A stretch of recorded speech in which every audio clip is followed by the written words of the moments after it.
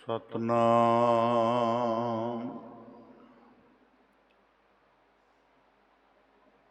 ਵਾਹਿਗੁਰੂ ਸਾਹਿਬ ਜੀ।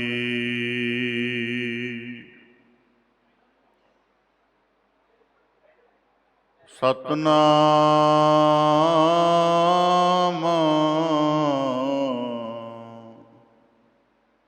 ਵਾਹਿਗੁਰੂ ਸਾਹਿਬ ਜੀ।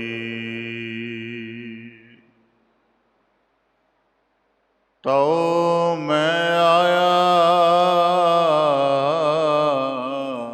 ਸਰਨੀ ਆਇਆ, ਪਰੋਸੈ ਆਇਆ ਕਿਰਪਾ ਆਇਆ।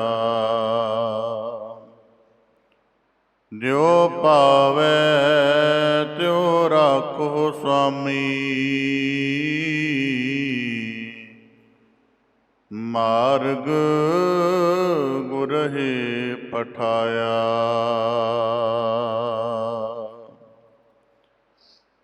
ਫਿਰਤ ਵਿਰਤ ਪ੍ਰਭ ਆਇਆ, ਪਰਿਆ ਤਉ ਸਰਨਾਏ। ਨਾਨਕ ਕੀ ਪ੍ਰਭ ਬੇਨਤੀ, ਆਪਣੀ ਭਗਤੀ ਲਾਏ। ਤੂੰ ਠਾਕੁਰ ਬੈਰਾਗਰੋ,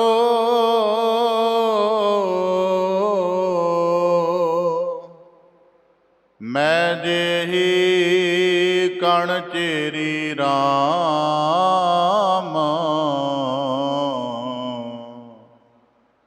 ਤੂੰ ਸਾਗਰੋ ਰਤਨਾਗਰੋ,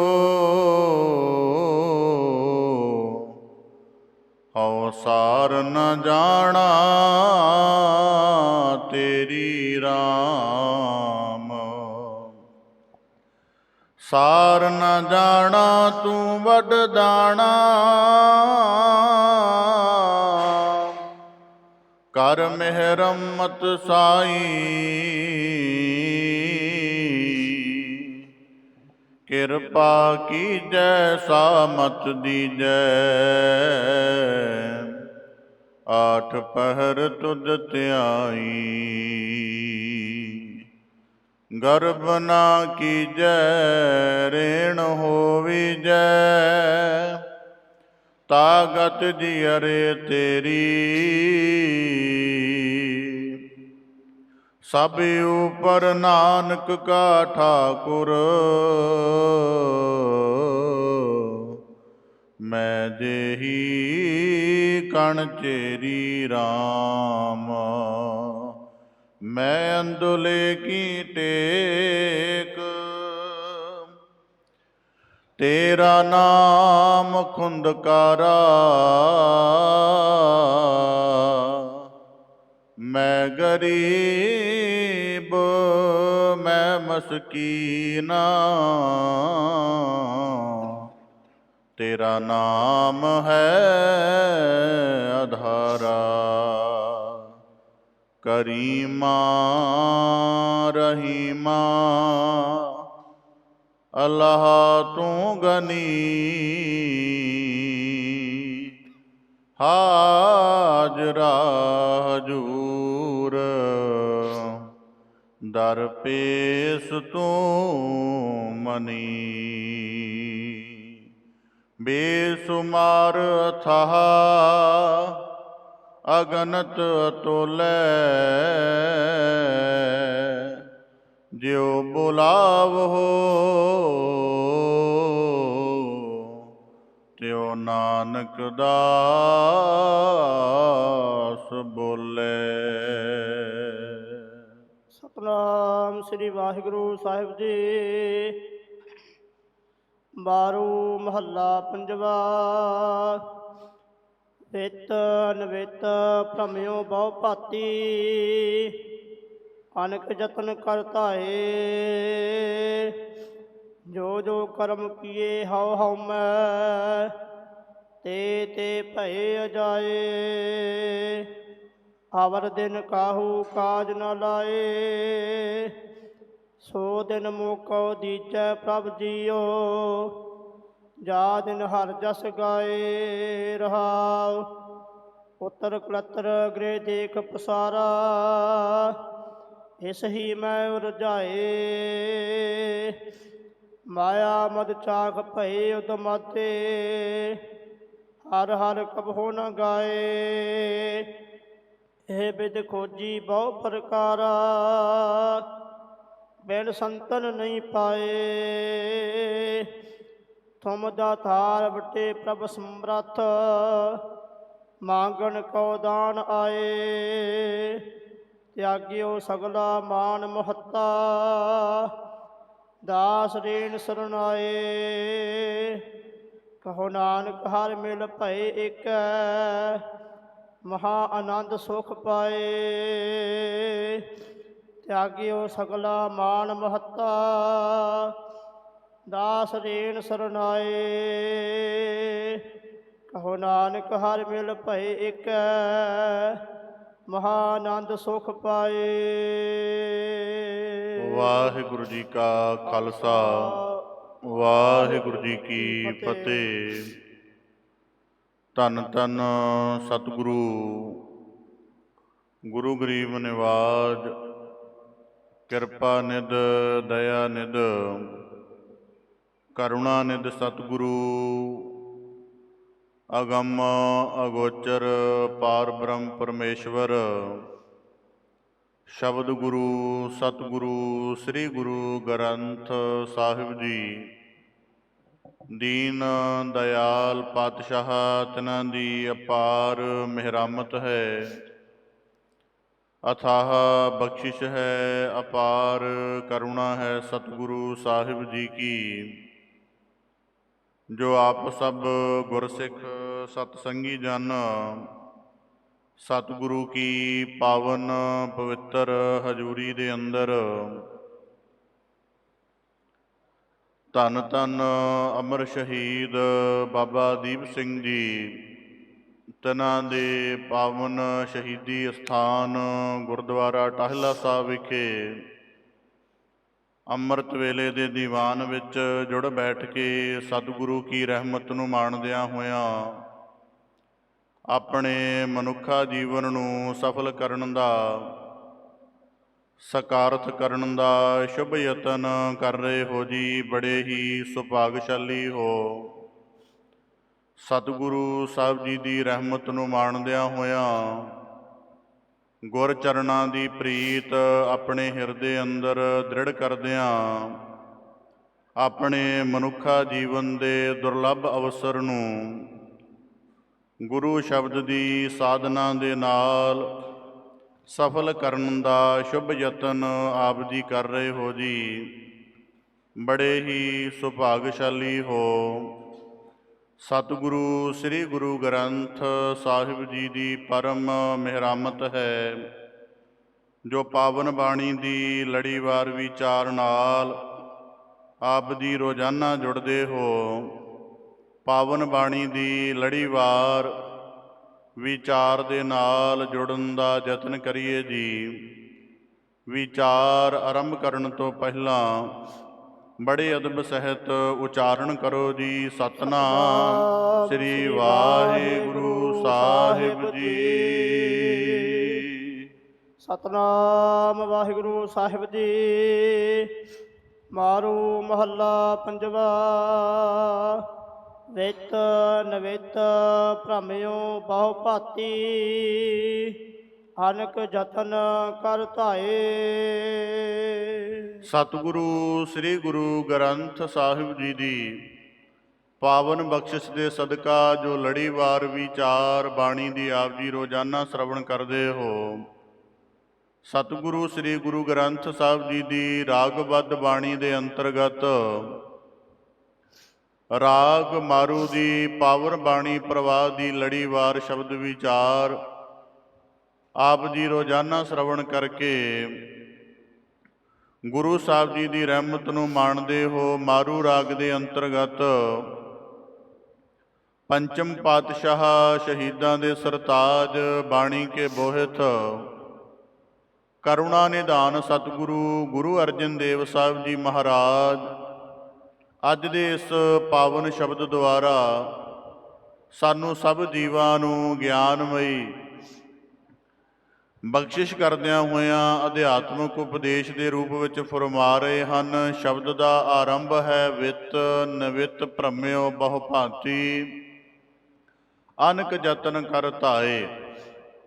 ਸਤਿਗੁਰੂ ਗੁਰੂ ਅਰਜਨ ਦੇਵ ਸਾਹਿਬ ਜੀ ਇਸ ਪਾਵਨ ਸ਼ਬਦ ਦੇ ਰਹਾਉ ਵਾਲੇ ਬੰਦ ਅੰਦਰ ਮਨੁੱਖਾ ਜੀਵਨ ਦੀ ਉਸ ਹਾਲਤ ਦਾ ਜ਼ਿਕਰ ਕਰ ਰਹੇ ਹਨ।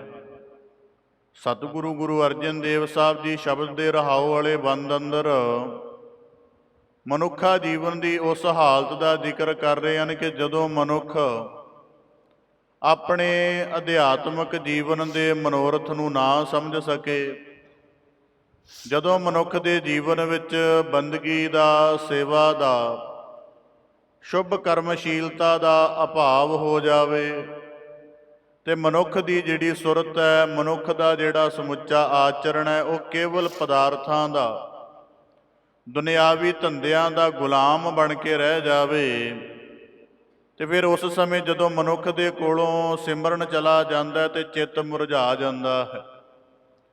ਜਦੋਂ ਮਨੁੱਖ ਦੇ ਕੋਲੋਂ ਸੇਵਾ ਚਲੀ ਜਾਂਦੀ ਹੈ ਤਾਂ ਫਿਰ ਮਨੁੱਖ ਦੇ ਜੀਵਨ ਵਿੱਚ ਜੀਵਨ ਦਾ ਖੇੜਾ ਵੀ ਬਿਲਕੁਲ ਜਿਹੜਾ ਖਤਮ ਹੋ ਜਾਂਦਾ ਹੈ ਤੇ ਦੁਨਿਆਵੀ ਧੰਦਿਆਂ ਨੂੰ ਭਾਵੇਂ ਮਨੁੱਖ ਦੁਨਿਆਵੀ ਜ਼ਿੰਮੇਵਾਰੀ ਦੇ ਨਾਂ ਤੇ ਨਿਭਾ ਰਿਹਾ ਹੋਵੇ, ਪਰ ਉਹਦੇ ਅੰਦਰ ਖਿਆਲ ਹੁੰਦਾ ਕਿ ਇਹ ਬੇਕਾਰ ਹੈ, ਵਿਗਾਰ ਢੋ ਰਿਹਾ ਹਾਂ। ਤਾਂ ਸਤਿਗੁਰੂ ਗੁਰੂ ਅਰਜਨ ਦੇਵ ਸਾਹਿਬ ਮਹਾਰਾਜ ਜੀ ਕਹਿੰਦੇ ਐਸਾ ਮਨੁੱਖ ਜਿਹੜਾ ਕੇਵਲ ਦੁਨਿਆਵੀ ਧੰਦਿਆਂ ਦੇ ਵਿੱਚ ਮਸਤ ਹੈ, ਮਾਇਆ ਸੰਚਣ ਦੇ ਵਿੱਚ ਮਸਤ ਹੈ, ਵਿਕਾਰਾਂ ਨੂੰ ਭੋਗਣ ਦੇ ਵਿੱਚ ਮਸਤ ਹੈ ਤੇ ਜਿਹਦੇ ਹਜ਼ਾਰਾਂ ਵਾਰ ਚਾਹਣ ਦੇ ਬਾਵਜੂਦ ਵੀ ਉਹਦੇ ਅੰਦਰ ਬੰਦਗੀ ਦਾ ਕਰਮ ਨਹੀਂ ਪੈਦਾ ਹੁੰਦਾ, ਉਹਦੇ ਅੰਦਰ ਸੱਚ ਦੇ ਮਾਰਗ ਤੇ ਚੱਲਣ ਦੀ ਭਾਵਨਾ ਨਹੀਂ ਪੈਦਾ ਹੁੰਦੀ, ਤਾਂ ਫਿਰ ਉਹ ਮਨੁੱਖ ਭਾਵੇਂ ਬੰਦਗੀ ਮਾਰਗ ਤੇ ਨਾ ਚੱਲ ਸਕਦਾ ਹੋਵੇ, ਉਹ ਮਨੁੱਖ ਭਾਵੇਂ ਜੀਵਨ ਦੇ ਅੰਦਰ ਸੱਤ ਮਾਰਗ ਨੂੰ ਨਾ ਦ੍ਰਿੜ ਕਰ ਸਕਦਾ ਹੋਵੇ, ਪਰ ਗੁਰੂ ਅਰਜਨ ਦੇਵ ਸਾਹਿਬ ਜੀ ਮਹਾਰਾਜ ਫਰਮਾਉਂਦੇ ਹਨ ਕਿ ਜੇ ਉਹਦੇ ਅੰਦਰ ਜੀਵਨ ਦੇ ਮਨੋਰਥ ਪ੍ਰਤੀ ਥੋੜ੍ਹਾ ਜਿਹਾ ਵੀ ਸੁਚੇਤ ਸਾਵਧਾਨ ਹੋਵੇ ਤਾਂ ਫਿਰ ਉਹਦੇ ਅੰਦਰ ਇੱਕ ਭਾਵਨਾ ਬਣਦੀ ਹੈ ਕਿ ਕਦੇ ਨਾ ਕਦੇ ਜੀਵਨ ਨੂੰ ਇਹ ਰਾਹਤ ਮਿਲੇ, ਕਿ ਕਦੇ ਤਾਂ ਕਦੇ ਦੁਨਿਆਵੀ ਧੰਦਿਆਂ ਤੋਂ, ਮਾਇਆ ਦੀ ਭਟਕਣ ਤੋਂ, ਪਦਾਰਥਾਂ ਦੇ ਸੰਚਣ ਤੋਂ, ਵਿਕਾਰਾਂ ਦੇ ਭੋਗਣ ਤੋਂ ਮੇਰਾ ਜੀਵਨ ਥੋੜ੍ਹੇ ਚਿਰ ਲਈ ਰੁਕ ਜਾਵੇ ਤੇ ਮੈਂ ਬੰਦਗੀ ਦਾ ਧਨ ਕਮਾ ਸਕਾਂ। ਇਸ ਕਰਕੇ ਗੁਰੂ ਅਰਜਨ ਦੇਵ ਸਾਹਿਬ ਜੀ ਰਹਾਉ ਵਾਲੇ ਬੰਦ ਦੁਆਰਾ ਬਖਸ਼ਿਸ਼ ਕਰਦੇ ਹਨ, ਅਵਰ ਦਿਨ ਕਾਹੂ ਕਾਜ ਨਾ ਲਾਏ, ਕਿ ਜਿੰਨਾ ਚਿਰ ਜੀਵਨ 'ਚ ਸਾਨੂੰ ਇਹ ਨਹੀਂ ਸਮਝ ਆਉਂਦੀ ਕਿ ਸਾਡੇ ਜੀਵਨ 'ਚ ਜੋ ਮਨੁੱਖਾ ਜੀਵਨ ਦਾ ਅਵਸਰ ਮਿਲਿਆ ਉਹਨੂੰ ਕਿਹੜੇ ਕਾਰਜ ਲਾਉਣਾ ਹੈ। ਜਿਵੇਂ ਬਾਣੀ ਦੇ ਅੰਦਰ ਵਾਕ ਪੜ੍ਹੀਏ ਤੇ ਰੋਜ਼ਾਨਾ ਸਤਿਗੁਰੂ ਗੁਰੂ ਅਰਜਨ ਦੇਵ ਸਾਹਿਬ ਮਹਾਰਾਜ ਜੀ ਸੋਦਰ ਦੀ ਬਾਣੀ ਅੰਦਰ ਬਖਸ਼ਿਸ਼ ਕਰਦੇ ਹਨ, ਗੋਬਿੰਦ ਮਿਲਣ ਕੀ ਇਹ ਤੇਰੀ ਬਰੀਆ। ਕੇਵਲ ਮਨੁੱਖਾ ਜੀਵਨ ਦੇ ਮਨੋਰਥ ਦੀ ਪ੍ਰਾਪਤੀ ਦਾ ਮਹਾਰਾਜ ਚੇਤਾ ਨਹੀਂ ਕਰਾਉਂਦੇ। ਗੁਰੂ ਅਰਜਨ ਦੇਵ ਸਾਹਿਬ ਜੀ ਤਾਂ ਨਾਲੇ ਕਹਿ ਦਿੰਦੇ ਹਨ, ਅਵਰ ਕਾਜ ਤੇਰੇ ਕਿਤੈ ਨਾ ਕਾਮ। ਜੇ ਹੁਣ ਕੋਈ ਦੁਨਿਆਵੀ ਮਨੁੱਖ ਕਵੇ ਜੀ ਮੈਂ ਦੁਨੀਆਦਾਰੀ ਦੇ ਵਿੱਚ ਸੰਪੰਨ ਹੋਣ ਦੇ ਲਈ, ਸਫਲ ਹੋਣ ਦੇ ਲਈ, ਕਾਮਯਾਬ ਉੱਨਤ ਜਾਂ ਖੁਸ਼ਹਾਲ ਕਹਾਉਣ ਦੇ ਲਈ ਕਰੋੜਾਂ ਰੁਪਏ ਦਾ ਧਨ ਜੀਵਨ 'ਚ ਜੋੜ ਲਿਆ ਹੈ, ਤਾਂ ਬਾਅਦ ਦੇ ਵਿੱਚ ਉਸ ਨੂੰ ਗਿਆਨ ਦੇ ਨੁਕਤੇ ਤੋਂ ਇਹ ਪ੍ਰਸ਼ਨ ਕੀਤਾ ਜਾਵੇ ਕਿ ਕੀ ਇਸ ਧਨ ਦਾ ਤੂੰ ਸੰਪੂਰਨ ਮਾਲਕ ਬਣ ਸਕਿਆ? ਜਿਹੜੇ ਧਨ ਦੀ ਸੰਪਦਾ ਕਰੋੜਾਂ ਖਰਬਾਂ ਰੁਪਏ ਦੇ ਵਿੱਚ ਜੋੜ ਵੀ ਲਈ ਹੈ, ਕੀ ਇਹਦਾ ਸੰਪੂਰਨ ਮਾਲਕ ਬਣ ਗਿਆ? ਤਾਂ ਉਸ ਮਨੁੱਖ ਨੂੰ ਜੇ ਵਿਚਾਰਵਾਨ ਹੋਵੇਗਾ ਤੇ ਸਮਝ ਆਏਗੀ ਭਾਵੇਂ ਮੈਂ ਸੰਚਲਿਆ ਹੈ ਪਰ ਮੈਂ ਇਹਦਾ ਸੰਪੂਰਨ ਮਾਲਕ ਨਹੀਂ ਹਾਂ। ਇਹ ਧਨ ਮੈਨੂੰ ਛੱਡ ਕੇ ਜਾਣਾ ਪਏਗਾ, ਜਿਸ ਕਾਇਆ ਨਾਲ ਕਮਾਇਆ ਉਹ ਕਾਇਆ ਵੀ ਛੱਡਣੀ ਪਏਗੀ। ਤਾਂ ਗੁਰੂ ਅਰਜਨ ਦੇਵ ਸਾਹਿਬ ਮਹਾਰਾਜ ਜੀ ਕਹਿੰਦੇ ਜਿੰਨਾ ਚਿਰ ਸਾਨੂੰ ਆਪਣੇ ਜੀਵਨ ਦੇ ਮਨੋਰਥ ਦੀ ਸੋਝੀ ਨਹੀਂ ਆਉਂਦੀ, ਉਹਨਾਂ ਚਿਰ ਜੀਵਨ ਅਸੀਂ ਸਹੀ ਮਨੋਰਥ ਵਾਲੇ ਪਾਸੇ ਲਗਾ ਸਕੀਏ ਸਮਝ ਵੀ ਪੈਦਾ ਨਹੀਂ ਹੋਣੀ। ਬਾਣੀ ਦੇ ਵਾਕ ਹਨ, ਆਹਰ ਸਭ ਕਰਦਾ ਫਿਰੈ ਆਹਰ ਇੱਕ ਨਾ ਹੋਏ, ਨਾਨਕ ਜਿਤ ਆਹਰ ਜਗ ਉਧਰੈ, ਵਿਰਲਾ ਬੂਝੈ ਕੋਈ। ਗੁਰਬਾਣੀ ਦੇ ਵਾਕ ਹਨ ਕਿ ਮਨੁੱਖ ਦੇ ਕੋਲੋਂ ਦੁਨਿਆਵੀ ਧੰਦਿਆਂ ਦੀ, ਕੰਮਾਂ ਕਾਰਾਂ ਦੀ ਗਿਣਤੀ ਪੁੱਛੀ ਜਾਵੇ ਤੇ ਮਨੁੱਖ ਤਾਂ ਕਈ ਵਾਰੀ ਇੱਥੋਂ ਤੱਕ ਕਹਿ ਦਿੰਦੇ ਨੇ ਕਿ ਸਿਰ ਖੁਰਕਣ ਦੀ ਵੇਲ ਨਹੀਂ ਹੈ, ਜਾਂ ਇੱਥੋਂ ਤੱਕ ਆਖਦੇ ਹਨ ਕਿ ਮਰਨ ਦਾ ਵੀ ਸਮਾਂ ਨਹੀਂ ਹੈ। ਮਤਲਬ ਮਰਨ ਦੇ ਲਈ ਇੱਕ ਪ੍ਰਾਣ ਬੰਦ ਹੋਣਾ, ਉਹਨਾਂ ਵੀ ਸਮਾਂ ਨਹੀਂ ਹੈ। ਤਾਂ ਗੁਰੂ ਅਰਜਨ ਦੇਵ ਸਾਹਿਬ ਮਹਾਰਾਜ ਜੀ ਕਹਿੰਦੇ ਜੀਵਨ ਦੇ ਬਾਕੀ ਸਾਰੇ ਧੰਦਿਆਂ ਨੂੰ ਬੜੀ ਬਾਖੂਬੀ ਨਿਭਾ ਦਿੰਦਾ ਹੈ। ਫਿਰ ਚਾਹੇ ਆਪਣਾ ਨਿੱਜੀ ਜੀਵਨ ਹੋਵੇ, ਪਰਿਵਾਰਕ ਜੀਵਨ ਹੋਵੇ, ਕਾਰੋਬਾਰੀ ਜੀਵਨ ਹੋਵੇ, ਸਾਰਿਆਂ ਨੂੰ ਬੜੀ ਬਾਖੂਬੀ ਨਿਭਾ ਦਿੰਦਾ। ਪਰ ਕਹਿਣ ਲੱਗੇ ਜਿਸ ਮਾਲਕ ਨੇ ਰਚਿਆ, ਜਿਨੇ ਸਰੀਰ ਪ੍ਰਾਣ ਸਮੁੱਚੇ ਜੀਵਨ ਦਾ ਖੇਲ ਰਚਿਆ, ਕੇਵਲ ਉਹਦੀ ਯਾਦ ਦਾ ਕਰਮ ਨਹੀਂ ਨਿਭਾਇਆ ਜਾਂਦਾ ਮਨੁੱਖ ਕੋਲ। ਇਸ ਕਰਕੇ ਗੁਰੂ ਅਰਜਨ ਦੇਵ ਸਾਹਿਬ ਮਹਾਰਾਜ ਜੀ ਕਹਿੰਦੇ ਕਿ ਜੇ ਰਹਾਉ ਵਾਲੇ ਬੰਦ ਦੁਆਰਾ ਜੋ ਸੋਝੀ ਬਖਸ਼ਿਸ਼ ਕਰ ਰਹੇ ਹਨ ਕਿ ਜਿੰਨਾ ਚਿਰ ਇਹ ਸਮਝ ਨਹੀਂ ਆਉਂਦੀ ਕਿ ਮਨੁੱਖਾ ਜੀਵਨ ਕਿਹੜੇ ਮਨੋਰਥ ਹਿੱਤ ਪੈਦਾ ਹੋਇਆ ਹੈ, ਮਨੁੱਖ ਦੇ ਜੀਵਨ ਦਾ ਸਭ ਤੋਂ ਵੱਡੀ ਜਿਹੜੀ ਮੰਜ਼ਿਲ ਕੀ ਹੈ, ਮਨੁੱਖ ਦੇ ਜੀਵਨ ਨੂੰ ਸਵਾਰਨ ਦਾ ਸਭ ਤੋਂ ਸੁਚੱਜਾ ਮਾਰਗ ਕੀ ਹੈ, ਕਹਿਣ ਲੱਗੇ ਉਹਨਾਂ ਚਿਰ ਜਿਹੜਾ ਹੈ ਜੀਵਨ ਸਕਾਰਥ ਨਹੀਂ ਹੋ ਸਕਦਾ। ਮਹਾਤਮਾ ਬੁੱਧ ਦੇ ਪਾਸ ਇੱਕ ਜਗਿਆਸੂ ਮਨੁੱਖ ਆਏ। ਉਹਨਾਂ ਨੇ ਆ ਕੇ ਕਿਹਾ ਕਿ ਜੀ ਮੈਂ ਜੀਵਨ ਦੇ ਸੰਬੰਧ 'ਚ ਕੁਝ ਜਾਣਨਾ ਚਾਹੁੰਦਾ, ਜੀਵਨ ਕੀ ਹੈ। ਉਹ ਕੁਦਰਤੀ ਕੋਈ ਫਲ ਖਾ ਕੇ ਹਟੇ ਸਨ ਤੇ ਉਹਦਾ ਕੋਈ ਗਿਟਕ ਬੀਜ ਆਦਿਕ ਉਹਨਾਂ ਦੇ ਹੱਥ ਵਿੱਚ ਸੀ। ਉਹ ਆਪਣੇ ਹੱਥ ਤੇ ਧਰ ਕੇ ਕਹਿਣ ਲੱਗੇ ਮੇਰੇ ਹੱਥ ਉੱਪਰ ਕੀ ਦੇਖਦੇ ਹੋ? ਕਹਿਣ ਲੱਗਾ ਜੀ ਕਿਸੇ ਫਲ ਦੀ ਗਿਟਕ ਬੀਜ ਆਦਿਕ ਨਜ਼ਰ ਆ ਰਹੀ ਹੈ। ਮਹਾਤਮਾ ਬੁੱਧ ਕਹਿਣ ਲੱਗੇ ਠੀਕ, ਜੀਵਨ ਦੇ ਅਰਥ ਹਨ, ਜੀਵਨ ਇੱਕ ਸੰਭਾਵਨਾ ਹੈ। ਹੁਣ ਇਹ ਗਿਟਕ ਦੇ ਅੰਦਰ ਭਾਵੇਂ ਜਿਹੜੇ ਵੀ ਫਲ ਦੀ ਇਹ ਗਿਟਕ ਹੈ, ਉਸ ਫਲ ਦਾ ਵੱਡਾ ਬ੍ਰਿਕਸ਼ ਦੇ ਅੰਦਰ ਸਮਾਇਆ ਤੇ ਇਸ ਗਿਟਕ ਤੋਂ ਅੱਗੇ ਹਜ਼ਾਰਾਂ ਇਹੋ ਜਿਹੇ ਫਲ ਪੈਦਾ ਹੋ ਸਕਦੇ ਨੇ, ਪਰ ਜਿੰਨਾ ਚਿਰ ਇਹਨੂੰ ਜ਼ਮੀਨ ਦੇ ਹੇਠਾਂ, ਭੂਏ ਦੇ ਹੇਠਾਂ ਪੁੱਟ ਕੇ ਖੋਦ ਕੇ ਦਬਾਇਆ ਨਹੀਂ ਜਾਂਦਾ, ਬੀਜਿਆ ਨਹੀਂ ਜਾਂਦਾ, ਉਹਨਾਂ ਚਿਰ ਇਹਦੇ ਅੰਦਰ ਜਿਹੜੀ ਸੰਭਾਵਨਾ ਹੈ ਉਹ ਫਲੀ ਭੂਤ ਨਹੀਂ ਹੋ ਸਕਦੀ। ਮਹਾਤਮਾ ਬੁੱਧ ਕਹਿਣ ਲੱਗੇ ਮਨੁੱਖ ਦੇ ਮਨ ਅੰਦਰ ਨਿਰਾਕਾਰ ਪਰਮੇਸ਼ਰ ਦਾ ਸਵਰੂਪ ਸਮਾਇਆ ਹੋਇਆ ਹੈ। ਜਿੰਨਾ ਚਿਰ ਮਨੁੱਖ ਆਪਣੇ ਮਨ ਨੂੰ ਸਿਮਰਨ ਦੀ ਧਰਤੀ ਦੇ ਵਿੱਚ ਲੀਨ ਨਹੀਂ ਕਰਦਾ, ਜਿੰਨਾ ਚਿਰ ਮਨੁੱਖ ਦਾ ਹਿਰਦਾ ਮਾਲਕ ਦੀ ਯਾਦ ਵਿੱਚ ਪੂਰੇ ਦਾ ਪੂਰਾ ਆਪਣੇ ਆਪ ਨੂੰ ਫਨਾਹ ਨਹੀਂ ਕਰਦਾ, ਲੀਨ ਨਹੀਂ ਕਰਦਾ, ਉਹਨਾਂ ਚਿਰ ਮਨੁੱਖ ਦਾ ਨਿਰੰਕਾਰ ਹੋਣਾ, ਗੁਰਮੁਖ ਹੋਣਾ, ਸੱਚਿਆਰ ਹੋਣਾ ਅਸੰਭਵ ਹੈ। ਇਸ ਕਰਕੇ ਮਹਾਤਮਾ ਬੁੱਧ ਕਹਿਣ ਲੱਗੇ ਕਿ ਜੀਵਨ ਜਿਹੜਾ ਇੱਕ ਸੰਭਾਵਨਾ ਵਾਂਗ ਹੈ, ਤੇ ਜਿਹੜੇ ਇਸ ਸੰਭਾਵਨਾ ਦਾ ਗਿਆਨ ਦੇ ਸਹਿਤ ਸਹੀ ਪ੍ਰਯੋਗ ਕਰਦੇ ਹਨ, ਇਹ ਜੀਵਨ ਉਹਨਾਂ ਨੂੰ ਨਿਰਵਾਣ ਦਾ ਸੁੱਖ ਫਲ ਦਿੰਦਾ ਹੈ। ਤੇ ਗੁਰੂ ਅਰਜਨ ਦੇਵ ਸਾਹਿਬ ਮਹਾਰਾਜ ਜੀ ਜੋ ਸਾਨੂੰ ਰਹਾਉ ਵਾਲੇ ਬੰਦ ਦੁਆਰਾ ਬਖਸ਼ਿਸ਼ ਕਰ ਰਹੇ ਹਨ, ਉਹ ਫਰਮਾਉਂਦੇ ਹਨ ਕਿ ਇਸ ਕਰਕੇ ਮਨੁੱਖ ਨੂੰ ਸਭ ਤੋਂ ਪਹਿਲਾਂ ਚੇਤੰਨ ਹੋ ਜਾਣਾ ਚਾਹੀਦਾ ਕਿ ਮੇਰੇ ਜੀਵਨ ਦਾ ਸਭ ਤੋਂ ਵੱਡਾ ਮਨੋਰਥ ਕੀ ਹੈ, ਸਭ ਤੋਂ ਵੱਡਾ ਮਨੋਰਥ ਕੀ ਹੈ। ਹੁਣ ਕੋਈ ਸੂਰਮਾ ਜੰਗ ਦੇ ਮੈਦਾਨ 'ਚ ਜਾ ਰਿਹਾ ਹੋਵੇ, ਰਣ ਤੱਤਾ ਭਖਿਆ ਹੋਵੇ, ਸੰਗਰਾਮ ਛਿੜਿਆ ਹੋਵੇ, ਤੇ ਉਹਦੀ ਸੂਰਬੀਰਤਾ ਦੀ ਧਾਂਗ ਕਰਕੇ ਜੰਗ ਦੇ ਮੈਦਾਨ ਵਿੱਚ ਲੜਨ ਦੀ ਉਹਦੇ ਤੋਂ ਭਾਰੀ ਮੰਗ ਕੀਤੀ ਜਾ ਰਹੀ ਹੋਵੇ, ਤੇ ਜਾਣ ਲੱਗਿਆ ਐਨ ਪੂਰਾ ਤਿਆਰ ਹੋਵੇ, ਸ਼ਸਤਰਬੱਧ ਹੋ ਕੇ ਤਲਵਾਰ, ਨੇਜਾ ਤੇ ਤੀਰ ਵਾਹ ਕੇ ਦੁਸ਼ਮਣ ਦੇ ਆਹੂ ਲਾਉਣ ਦੀ ਤਿਆਰੀ ਵਿੱਚ ਹੋਵੇ, ਤੇ ਉਸੇ ਸਮੇਂ ਕੋਈ ਉਹਨੂੰ ਆ ਕੇ ਕਹੇ ਕਿ ਤੈਨੂੰ ਮੈਂ ਆ ਜੀਵਨ ਦਾ ਰਸ ਦਿਖਾਉਣਾ, ਆ ਮੇਰੇ ਨਾਲ ਚੱਲ, ਤੇ ਉਹ ਸੂਰਬੀਰ ਸਮਝਦਾ ਹੈ ਕਿ ਨਹੀਂ, ਯੁੱਧ ਵਿੱਚ ਜਾ ਕੇ ਲੜਨਾ ਮੇਰਾ ਕਰਮ ਹੈ, ਜੀਵਨ ਦੇ ਰਸ ਮੰਨਣੇ ਬਾਅਦ ਦੀ ਗੱਲ। ਇਸੇ ਤਰ੍ਹਾਂ ਗੁਰੂ ਸਾਹਿਬ ਜੀ ਕਹਿੰਦੇ ਜੇ ਮਨੁੱਖਾ ਜੀਵਨ ਦਾ ਅਵਸਰ ਲੈ ਕੇ ਸੰਸਾਰ ਵਿੱਚ ਆਏ ਹਾਂ, ਤੇ ਇਸ ਸੰਸਾਰ ਵਿੱਚ ਜੇ ਇਹ ਸਮਝ ਲਾਵਾਂਗੇ ਕਿ ਅਸੀਂ ਦੁਨੀਆ ਦੇ ਧੰਦੇ ਨਿਭਾਉਣ ਆਏ ਹਾਂ, ਤਾਂ ਦੁਨਿਆਵੀ ਧੰਦਿਆਂ ਨੂੰ ਨਿਭਾਉਂਦਿਆਂ ਹੋਇਆਂ ਕਿਤਨੀ ਦੁਨੀਆ ਖੱਪ ਗਈ ਹੈ। ਇਹਨਾਂ ਧੰਦਿਆਂ ਦਾ ਨਾ ਤੇ ਅੰਤ ਆਇਆ ਤੇ ਨਾ ਕੋਈ ਇਹਨਾਂ ਧੰਦਿਆਂ ਵਿੱਚ ਸੰਪੂਰਨ ਹੋਣ ਦਾ ਦਾਅਵਾ ਕਰ ਸਕਿਆ। ਮਹਾਰਾਜ ਕਹਿੰਦੇ ਇਸ ਕਰਕੇ ਜੀਵਨ ਦੇ ਧੰਦਿਆਂ ਨੂੰ ਜਿੱਥੋਂ ਤੱਕ ਨਿਰਵਾਹ ਜ਼ਰੂਰੀ ਹੈ, ਜਿਵੇਂ ਕਿਰਤ ਦੇ ਅਨੁਸਾਰ ਜੀਵਨ ਚੱਲਣਾ ਹੈ, 10 ਘੰਟੇ 12 ਘੰਟੇ ਕਿਰਤ ਨੂੰ ਦੇ ਦਿੱਤੇ ਬਹੁਤ ਹਨ, ਜਿੱਥੋਂ ਤੱਕ ਜੀਵਨ ਦਾ ਨਿਰਵਾਹ ਠੀਕ ਹੈ। ਪਰ ਹੁਣ ਧੰਦਿਆਂ ਦੇ ਵਿੱਚ ਇੰਨੀ ਜ਼ਿਆਦਾ ਸੁਰਤ ਉਲਝ ਗਈ ਹੈ ਕਿ ਰਾਤ ਸਮੇਂ ਸੁਪਨੇ 'ਚ ਵੀ ਧੰਦੇ ਦੀ ਬਿਰਤੀ ਵਾਂਗ ਬੋਲਦਾ ਹੈ, ਤੇ ਉਹ ਬੜੀ ਹਾਨੀਕਾਰਕ ਗੱਲ ਹੈ। ਇਸ ਕਰਕੇ ਗੁਰੂ ਅਰਜਨ ਦੇਵ ਸਾਹਿਬ ਮਹਾਰਾਜ ਜੀ ਫਰਮਾਉਂਦੇ ਹਨ ਕਿ ਸਭ ਤੋਂ ਪਹਿਲਾਂ ਮਨੁੱਖਾ ਜੀਵਨ ਦਾ ਅਰਥ ਪਤਾ ਹੋਵੇ, ਮਨੋਰਥ ਪਤਾ ਹੋਵੇ, ਫਿਰ ਉਸ ਮਨੋਰਥ ਦੀ ਪ੍ਰਾਪਤੀ ਦੇ ਲਈ ਗੁਰੂ ਸ਼ਰਨ ਜਾਣ ਦੀ ਸਾਡੇ ਕੋਲੋਂ ਜਾਚ ਹੋਵੇ। ਤੇ ਫਿਰ ਗੁਰੂ ਨੇ ਜੀਵਨ ਦਾ ਜਿਹੜਾ ਮਨੋਰਥ ਸਭ ਤੋਂ ਵੱਡਾ ਦੱਸਿਆ ਕਿ ਮਨ ਤੂੰ ਜੋਤ ਸਰੂਪ ਹੈ, ਆਪਣਾ ਮੂਲ ਪਛਾਣ। ਉਹਦੇ ਲਈ ਗੁਰੂ ਦੀ ਯਾਦ ਵਿੱਚ ਜੁੜਨਾ ਹੁੰਦਾ ਹੋਵੇ, ਬਾਣੀ ਦੇ ਗਿਆਨ ਦੇ ਨਾਲ ਆਪਣੇ ਆਪ ਨੂੰ ਪ੍ਰਬੋਧਣਾ ਹੁੰਦਾ ਹੋਵੇ।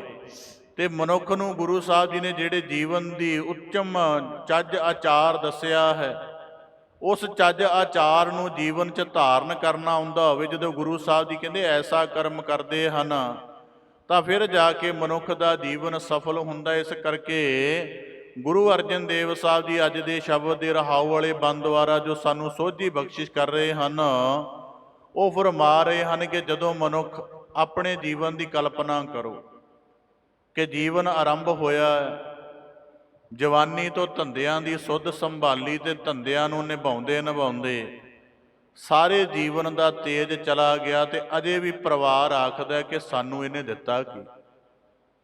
ਅਜੇ ਵੀ ਪਰਿਵਾਰ ਦੇ ਜੀ ਪਤਨੀ ਪੁੱਤਰ ਆਖ ਦਿੰਦੇ ਹਨ ਕਿ ਤੇਰੇ ਨਾਲ ਰਹਿ ਕੇ ਤਾਂ ਜੀਵਨ ਸਾਡਾ ਕੰਗਲਿਆਂ ਦੇ ਸਮਾਨ ਰਿਹਾ, ਕੰਗਾਲਾਂ ਦੇ ਸਮਾਨ ਰਿਹਾ। ਤੇ ਜਦੋਂ ਮਨੁੱਖ ਖੁਦ ਆਪਣੇ ਜੀਵਨ ਨੂੰ ਵਾਚਦਾ ਕਿ ਬੰਦਗੀ ਦੇ ਵਿੱਚ ਏਡਾ ਵੱਡਾ ਆਨੰਦ ਹੈ, ਮਾਲਕ ਦੀ ਯਾਦ ਵਿੱਚ ਜੀਵਨ ਦਾ ਪਰਮ ਸੁੱਖ ਹੈ, ਮੈਂ ਉਹ ਸੁੱਖ ਛੱਡ ਕੇ ਇਹਨਾਂ ਸੁੱਖਾਂ ਦੇ ਮਗਰ ਭੱਜਿਆ ਤੇ ਇਹ ਸੁੱਖ ਫਿਰ ਵੀ ਮੈਨੂੰ ਜੀਵਨ 'ਚ ਸੰਪੂਰਨ ਖੇੜਾ ਨਹੀਂ ਦੇ ਸਕੇ। ਤੇ ਫਿਰ ਐਸੇ ਮਨੁੱਖ ਦੇ ਅੰਦਰ ਇੱਕ ਭਾਵਨਾ ਪੈਦਾ ਹੁੰਦੀ ਹੈ। ਮਹਾਰਾਜ ਜੀ ਨੇ ਉਸ ਭਾਵਨਾ ਦਾ ਜ਼ਿਕਰ ਕੀਤਾ ਬੇਨਤੀ ਰੂਪ ਵਿੱਚ। ਤੇ ਗੁਰੂ ਅਰਜਨ ਦੇਵ ਸਾਹਿਬ ਮਹਾਰਾਜ ਜੀ ਕਹਿੰਦੇ ਅਵਰ ਦਿਨ ਕਾਹੂ ਕਾਜ ਨਾ ਲਾਏ। ਮਾਲਕ ਮੇਰੇ ਜੀਵਨ ਦੀ ਬੜੀ ਆਰਜ਼ਾ ਧੰਦਿਆਂ 'ਚ ਗੁਜ਼ਰ ਗਈ ਹੈ ਤੇ ਧੰਦਿਆਂ ਨੇ ਧੰਦਿਆਂ ਨਾਲ ਮੇਰਾ ਜੀਵਨ ਮੁਰਝਾਇਆ ਹੀ ਹੈ। ਧੰਦੇ ਕਰ ਕਰਕੇ ਮੈਂ ਇਹ ਦਾਅਵਾ ਨਹੀਂ ਕਰ ਸਕਦਾ ਜਾਂ ਮੇਰੇ ਕੋਲ ਇਹ ਮਾਣ ਨਹੀਂ ਕਿ ਦਰਗਾਹ 'ਚ ਮੇਰਾ ਮੁੱਖ ਉਜਲਾ ਹੋਏਗਾ। ਦੁਨਿਆਵੀ ਸੰਪਦਾ ਸੰਚ ਕੇ ਮੈਂ ਇਹ ਨਹੀਂ ਸਮਝ ਸਕਦਾ ਕਿ ਦਰਗਾਹ ਦੇ ਵਿੱਚ ਮੇਰਾ ਇਹਨਾਂ ਧੰਦਿਆਂ ਕਰਕੇ ਛੁਟਕਾਰਾ ਹੋ ਜਾਵੇਗਾ ਤੇ ਮੈਨੂੰ ਮੋਕਸ਼ ਪਦਵੀ ਮਿਲ ਜਾਏਗੀ। ਗੁਰੂ ਅਰਜਨ ਦੇਵ ਸਾਹਿਬ ਜੀ ਕਹਿੰਦੇ ਐਸਾ ਮਨੁੱਖ ਇੰਜ ਨਹੀਂ ਕਹਿ ਸਕਦਾ। ਇਸ ਕਰਕੇ ਐਸੇ ਮਨੁੱਖ ਦੀ ਤਰਜਮਾਨੀ ਉਹਦੇ ਭਾਵਾਂ ਦੀ ਕਿ ਕਦੇ ਮਨੁੱਖ ਦੀ ਜ਼ਿੰਦਗੀ ਦੇ ਜਿਹੜੇ ਦਿਨ ਹਨ ਮਾਲਕ ਦੀ ਯਾਦ ਵਿੱਚ ਬਤੀਤ ਹੋਣ, ਕਦੇ ਗੁਰੂ ਕਾ ਦ੍ਰਿੜਾਇਆ ਹੋਇਆ ਜੀਵਨ ਦਾ ਜਿਹੜੀ ਜਾਚ ਹੈ, ਜੀਵਨ ਦਾ ਜਿਹੜਾ ਨੇਮ ਹੈ, ਉਹਨੂੰ ਨਿਭਾਉਣ ਦੀ ਸੁੱਧ ਪੈਦਾ ਹੋਵੇ। ਇਸ ਕਰਕੇ ਗੁਰੂ ਅਰਜਨ ਦੇਵ ਸਾਹਿਬ ਮਹਾਰਾਜ ਜੀ ਕਹਿੰਦੇ ਹੋਰ ਮੇਰੇ ਜੀਵਨ ਦੇ ਦਿਨ ਇਸ ਸੰਸਾਰਿਕਤਾ ਦੇ ਵਿੱਚ, ਪਦਾਰਥਿਕਤਾ ਦੀ ਭਟਕਣ ਦੇ ਵਿੱਚ ਖੁਆਰ ਨਾ ਹੋਣ ਤੇ ਮੈਂ ਆਪਣੇ ਜੀਵਨ ਦੇ ਇੱਕ ਇੱਕ ਦਮ ਦੀ, ਇੱਕ ਇੱਕ ਪਲ ਦੀ ਸੰਭਾਲ ਕਰਕੇ ਇਹਨੂੰ ਸਫਲ ਕਰ ਲਵਾਂ। ਇਸ ਕਰਕੇ ਗੁਰੂ ਅਰਜਨ ਦੇਵ ਸਾਹਿਬ ਜੀ ਸ਼ਬਦ ਦੇ ਆਰੰਭ ਤੋਂ ਬਖਸ਼ਿਸ਼ ਕਰਦਿਆਂ ਫਰਮਾਉਂਦੇ ਹਨ, ਵਿਤ ਨਵਿਤ ਭ੍ਰਮਿਓ ਬਹੁ ਭਾਤੀ ਅਨਕ ਯਤਨ ਕਰ ਧਾਏ। ਹੁਣ ਗੁਰੂ ਸਾਹਿਬ ਜੀ ਨੇ ਸ਼ਬਦ ਦੇ ਆਰੰਭ ਤੋਂ ਬਖਸ਼ਿਸ਼ ਕੀਤੀ ਹੈ ਵਿੱਤ। ਅਸੀਂ ਜਦੋਂ ਕਦੇ ਹਿੰਦੀ ਆਦਿਕ ਭਾਸ਼ਾ ਦਾ ਸ਼ਬਦ ਪੜ੍ਹੋ ਤਾਂ ਜਿਹੜੇ ਧਨ ਦੇ ਖਰਚਿਆਂ ਦੇ ਸੰਬੰਧ ਵਿੱਚ, ਪੈਸੇ ਦੇ ਖਰਚ ਦੇ ਸੰਬੰਧ ਵਿੱਚ ਸਮੁੱਚੇ ਦੇਸ਼ ਦੀ ਅਰਥ ਵਿਵਸਥਾ ਨੂੰ ਚਲਾਉਂਦੇ ਹਨ, ਉਸ ਮੰਤਰਾਲੇ ਦਾ ਨਾਮ ਹੈ ਵਿੱਤ ਮੰਤਰਾਲਿਆ। ਭਾਵ ਕਿ ਧਨ ਦੀ ਜਿਹੜੀ ਵਰਤੋਂ ਹੈ ਉਹਨੂੰ ਜਦੋਂ ਜੀਵਨ ਦੇ ਵਿੱਚ ਸੰਚਿਆ ਜਾਂਦਾ ਹੈ, ਪ੍ਰਯੋਗ ਕੀਤਾ ਜਾਂਦਾ ਹੈ, ਕਿਸੇ ਉਦਮ ਹੇਤ, ਕਿਸੇ ਸ਼ੁਭ ਕਾਰਜ ਦੀ ਸਫਲਤਾ ਲਈ ਲਗਾਇਆ ਜਾਂਦਾ, ਉਹਨੂੰ ਵਿੱਤ ਆਖਦੇ ਹਨ। ਤਾਂ ਮਹਾਰਾਜ ਜੀ ਆਖਦੇ ਵਿੱਤ, ਅੱਗੇ ਸ਼ਬਦ ਵਰਤਿਆ ਨਿਮਿਤ। ਨਿਮਿਤ ਦਾ ਭਾਵ ਹੈ ਕਿ ਮਨੁੱਖਾ ਜੀਵਨ ਜਿਉਣ ਦੇ ਲਈ ਕੁਝ ਬੁਨਿਆਦੀ ਲੋੜਾਂ ਨੇ। ਹੁਣ ਮਨੁੱਖ ਨੇ ਜਿਉਣਾ ਹੈ, ਭੋਜਨ ਪਾਣੀ ਦੀਆਂ ਲੋੜਾਂ ਨੇ, ਵਸਤਰ ਪਹਿਨਣ ਦੀਆਂ ਲੋੜਾਂ ਨੇ, ਕੁਝ ਹੋਰ ਜੀਵਨ ਦੀਆਂ ਜ਼ਰੂਰੀ ਲੋੜਾਂ ਨੇ ਜਿਨ੍ਹਾਂ ਦੇ ਲਈ ਮਨੁੱਖ ਉਦਮ ਕਰਦਾ ਹੈ। ਪਰ ਮਹਾਰਾਜ ਜੀ ਫਰਮਾਉਂਦੇ ਹਨ ਵਿੱਤ ਨਿਵਿਤ, ਕਿ ਮਨੁੱਖ ਆਪਣੇ ਜੀਵਨ ਦੀਆਂ ਧਨ ਦੀਆਂ ਲੋੜਾਂ ਪੂਰੀਆਂ ਕਰਨ ਦੇ ਲਈ, ਨਿਮਿਤ ਭਾਵ ਕਿ ਆਪਣੇ ਰੋਜ਼ਾਨਾ ਜੀਵਨ ਦੀਆਂ ਲੋੜਾਂ ਦੇ ਲਈ ਮਹਾਰਾਜ ਜੀ ਕਹਿੰਦੇ ਭ੍ਰਮਿਓ ਬਹੁ ਭਾਂਤੀ। ਬੜੀਆਂ ਥਾਵਾਂ ਤੇ ਭਰਮ ਦਾ ਹੈ ਕਿ ਕਿੱਧਰੋਂ ਧਨ ਜੁਟਾ ਲਵਾਂ, ਕਿੱਧਰੋਂ ਮਾਇਆ ਦਾ ਸੰਚਣ ਮੇਰੇ ਕੋਲ ਆ ਜਾਵੇ ਤੇ ਮੇਰਾ ਜੀਵਨ ਸੁਹੇਲਾ ਚੱਲਦਾ ਰਵੇ। ਪਰ ਮਹਾਰਾਜ ਜੀ ਕਹਿੰਦੇ ਕਿ ਇੱਥੇ ਇੱਕ ਭਰਮ ਵੀ ਵਾਪਰ ਜਾਂਦਾ ਹੈ ਕਿ ਹੁਣ ਜੇ ਆਪਾਂ ਆਪਣੇ ਜੀਵਨ ਨੂੰ ਵਾਚੀਏ ਤਾਂ ਅਸੀਂ ਨਿਰਵਾਹ ਤੱਕ ਸੀਮਤ ਨਹੀਂ ਹਾਂ। ਨਿਰਵਾਹ ਤੱਕ ਕੇਵਲ ਦੂਜੀਆਂ ਜੂਨਾਂ ਸੀਮਤ ਹਨ। ਪਸ਼ੂ ਪੰਛੀ ਕੋਈ ਭੋਜਨ ਦੇ ਭੰਡਾਰ ਇਕੱਠੇ ਨਹੀਂ ਕਰਦੇ, ਉਹ ਪੂਰੇ ਦੇ ਪੂਰੇ ਕੁਦਰਤ ਤੇ ਨਿਰਭਰ ਹਨ ਕਿ ਜੇ ਇੱਕ ਦਿਨ ਦਾ ਚੋਗਾ ਮਿਲ ਗਿਆ ਉਹਨੂੰ ਖਾ ਕੇ ਤ੍ਰਿਪਤ ਹੋ ਜਾਂਦੇ ਹਨ ਤੇ ਰਾਤ ਨੂੰ ਆਪਣੇ ਆਲਣਿਆਂ ਅੰਦਰ, ਆਪਣੇ ਘੁਰਨਿਆਂ ਅੰਦਰ, ਆਪਣੇ ਵਿਸ਼ਰਾਮ ਥਾਵਾਂ ਤੇ ਆਰਾਮ ਨਾਲ ਸੌਂ ਜਾਂਦੇ ਨੇ। ਬਾਕੀਆਂ ਜਿੰਨੀਆਂ ਜੂਨਾਂ ਨੇ, ਇੱਕ ਮਨੁੱਖ ਹੈ ਜਿਹਦੇ ਕੋਲੋਂ ਇਹ ਹੈ ਕਿ ਉਹਦੇ ਕੋਲੋਂ ਉਹ ਜਿੰਨਾ ਚਾਹੇ ਧਨ ਪੈਦਾ ਕਰ ਸਕਦਾ, ਜਿੰਨੀਆਂ ਉਹਦੀਆਂ ਲੋੜਾਂ ਹਨ ਉਹਦੇ ਤੋਂ ਹਜ਼ਾਰਾਂ ਗੁਣਾ ਉਹ ਪੈਦਾ ਵੀ ਕਰ ਚੁੱਕਾ ਹੈ, ਪਰ ਫਿਰ ਵੀ ਮਨੁੱਖ ਦੇ ਜੀਵਨ 'ਚ ਟਿਕਾਓ ਨਹੀਂ ਆਉਂਦਾ ਤੇ ਸੋਚਦਾ ਹੈ ਕਿ ਮੇਰਾ ਜੀਵਨ ਦਾ ਕੱਲ੍ਹ ਕੀ ਹੋਏਗਾ, ਪਰਸੋਂ ਕੀ ਬਣੇਗਾ, ਭਵਿੱਖ 'ਚ ਮੇਰੇ ਜੀਵਨ ਦਾ ਕੀ ਹਾਲ ਹੋਵੇਗਾ। ਇਸ ਗੱਲ ਨੂੰ ਸੋਚ ਕੇ ਸੰਚਣ ਦੀ ਚਿੰਤਾ ਵਿੱਚ ਆ ਜਾਂਦਾ ਤੇ ਇਸ ਕਰਕੇ ਫਿਰ ਉਹ ਜਿਹੜੀ ਸੰਚਣ ਦੀ ਚਿੰਤਾ ਹੈ ਉਹ ਜੀਵਨ 'ਚ ਪਹਿਲੇ ਪੱਧਰ ਤੇ ਭਟਕਣ ਪੈਦਾ ਕਰਦੀ ਹੈ। ਫਿਰ ਉਹ ਭਟਕਣ ਹੌਲੀ ਹੌਲੀ ਬੜੀਆਂ ਅਤ੍ਰਿਪਤ ਇੱਛਾਵਾਂ ਦੇ ਵਿੱਚ ਤਬਦੀਲ ਹੋ ਜਾਂਦੀ ਹੈ। ਅਤ੍ਰਿਪਤ ਇੱਛਾਵਾਂ ਤੋਂ ਬਾਅਦ ਉਹ ਤ੍ਰਿਸ਼ਨਾ ਦੇ ਰੂਪ ਵਿੱਚ ਤਬਦੀਲ ਹੋ ਜਾਂਦੀ ਹੈ ਤੇ ਫਿਰ ਸਾਰੀ ਜ਼ਿੰਦਗੀ ਤ੍ਰਿਸ਼ਨਾ ਦੇ ਤੰਦੂਰ ਨੂੰ ਪਦਾਰਥਾਂ ਦੇ ਬਾਲਣ ਨਾਲ ਭਰਦਾ ਰਹਿੰਦਾ, ਪਰ ਕਦੇ ਤ੍ਰਿਸ਼ਨਾ ਦਾ ਤੰਦੂਰ ਠੰਡਾ ਨਹੀਂ ਹੁੰਦਾ, ਸਗੋਂ ਹੋਰ ਮੱਗਦਾ ਜਾਂਦਾ। ਤੇ ਗੁਰੂ ਅਰਜਨ ਦੇਵ ਸਾਹਿਬ ਮਹਾਰਾਜ ਜੀ ਕਹਿੰਦੇ ਵਿੱਤ ਧਨਪਤੀ ਹੋ ਜਾਵਾਂ। ਮਹਾਰਾਜ ਜੀ ਕਹਿੰਦੇ ਇਹਦੇ ਲਈ ਬੜੇ ਯਤਨ ਕਰਦਾ ਹੈ। ਜੀਵਨ ਦੀਆਂ ਲੋੜਾਂ ਲਈ ਜਿੰਨਾ ਕੁ ਧਨ ਚਾਹੀਦਾ ਉਹਨਾਂ ਕੁ ਤਾਂ ਆਮ ਯਤਨ ਨਾਲ ਪ੍ਰਾਪਤ ਹੋ ਜਾਂਦਾ ਹੈ, ਪਰ ਕਿਉਂਕਿ ਧਨਪਤੀ ਹੋਣ ਦੀ ਮਨ 'ਚ ਵਾਸਨਾ ਹੈ ਨਾ, ਇਸ ਕਰਕੇ ਥੋੜੇ ਦੇ ਨਾਲ ਮਹਾਰਾਜ ਜੀ ਕਹਿੰਦੇ ਮਨੁੱਖ ਜਿਹੜਾ ਸੰਤੁਸ਼ਟ ਹੁੰਦਾ ਨਹੀਂ। ਨਿਮਿਤ ਦੀਆਂ ਲੋੜਾਂ ਹਨ ਕਿ ਦਿਨ ਦੇ ਵਿੱਚ ਸਰੀਰ ਤੇ ਪਹਿਨਣ ਲਈ 2-4 ਵਸਤਰ ਚਾਹੀਦੇ ਹਨ। ਜੇ 2 ਸਮੇਂ ਵਸਤਰ ਬਦਲਣੇ ਹੋਣ ਤਾਂ 4-5 ਵਸਤਰਾਂ ਨਾਲ ਸਰ ਸਕਦਾ ਹੈ, ਪਰ ਵਸਤਰਾਂ ਦੇ ਅੰਬਾਰ ਲਗਾ ਰਿਹਾ ਹੈ। ਜ਼ੁਬਾਨ ਦੇ ਖਾਣ ਲਈ ਭੋਜਨ ਚਾਹੀਦਾ ਹੈ, ਕੁਝ ਅੱਧਾ ਕਿਲੋ ਦੀ ਮਾਤਰਾ ਦੇ ਅੰਦਰ, ਪਰ ਅਨੇਕਾਂ ਕਿਸਮਾਂ ਦੇ ਰਸਾਂ ਨੂੰ ਸਾਧ ਕੇ ਤੇ ਬੜੀ ਵੱਡੀ ਮਾਤਰਾ ਦੇ ਵਿੱਚ ਪਦਾਰਥਾਂ ਦੇ ਰਸ ਇਕੱਠੇ ਕਰਕੇ ਆਖਦਾ ਹੈ ਕਿ ਸ਼ਾਇਦ ਮੈਨੂੰ ਹੁਣ ਆਨੰਦ ਆ ਜਾਵੇ। ਤੇ ਮਹਾਰਾਜ ਜੀ ਕਹਿੰਦੇ ਭ੍ਰਮਿਓ ਬਹੁ ਭਾਂਤੀ, ਧਨ ਦੀਆਂ ਅਤੇ ਆਪਣੇ ਰੋਜ਼ਮਰਾ ਜੀਵਨ ਦੀਆਂ ਲੋੜਾਂ ਪੈਦਾ ਕਰਨ ਦੇ ਲਈ ਮਨੁੱਖ ਤ੍ਰਿਸ਼ਨਾ ਦੇ ਅਧੀਨ ਹੋਇਆ। ਗੁਰੂ ਸਾਹਿਬ ਜੀ ਕਹਿੰਦੇ ਬੜਿਆਂ ਭਾਂਤਾਂ ਨਾਲ ਭਰਮਦਾ ਹੈ। ਜਿਵੇਂ ਮਹਾਰਾਜ ਜੀ ਨੇ ਬਾਣੀ ਅੰਦਰ ਵਾਕ ਫਰਮਾਇਆ ਹੈ ਕਿ ਜਿਹੜਾ ਸ਼ਿਕਾਰੀ ਹੈ, ਜਦੋਂ ਉਹ ਸ਼ਿਕਾਰ ਨੂੰ ਮਾਰਨ ਦੇ ਲਈ, ਜਿਵੇਂ 9ਵੇਂ ਪਾਤਸ਼ਾਹ ਨੇ ਬਾਣੀ 'ਚ ਫਰਮਾਇਆ ਹੈ ਕਿ ਪਦਾਰਥਾਂ ਦਾ ਗੁਲਾਮ ਹੋਇਆ ਮਨੁੱਖ ਦੁਆਰ ਹੈ ਦੁਆਰ ਸਵਾਨ, ਜਿਉ ਡੋਲਤ ਨਹਿ ਸੁਧ ਰਾਮ ਭਜਨ ਕੀ।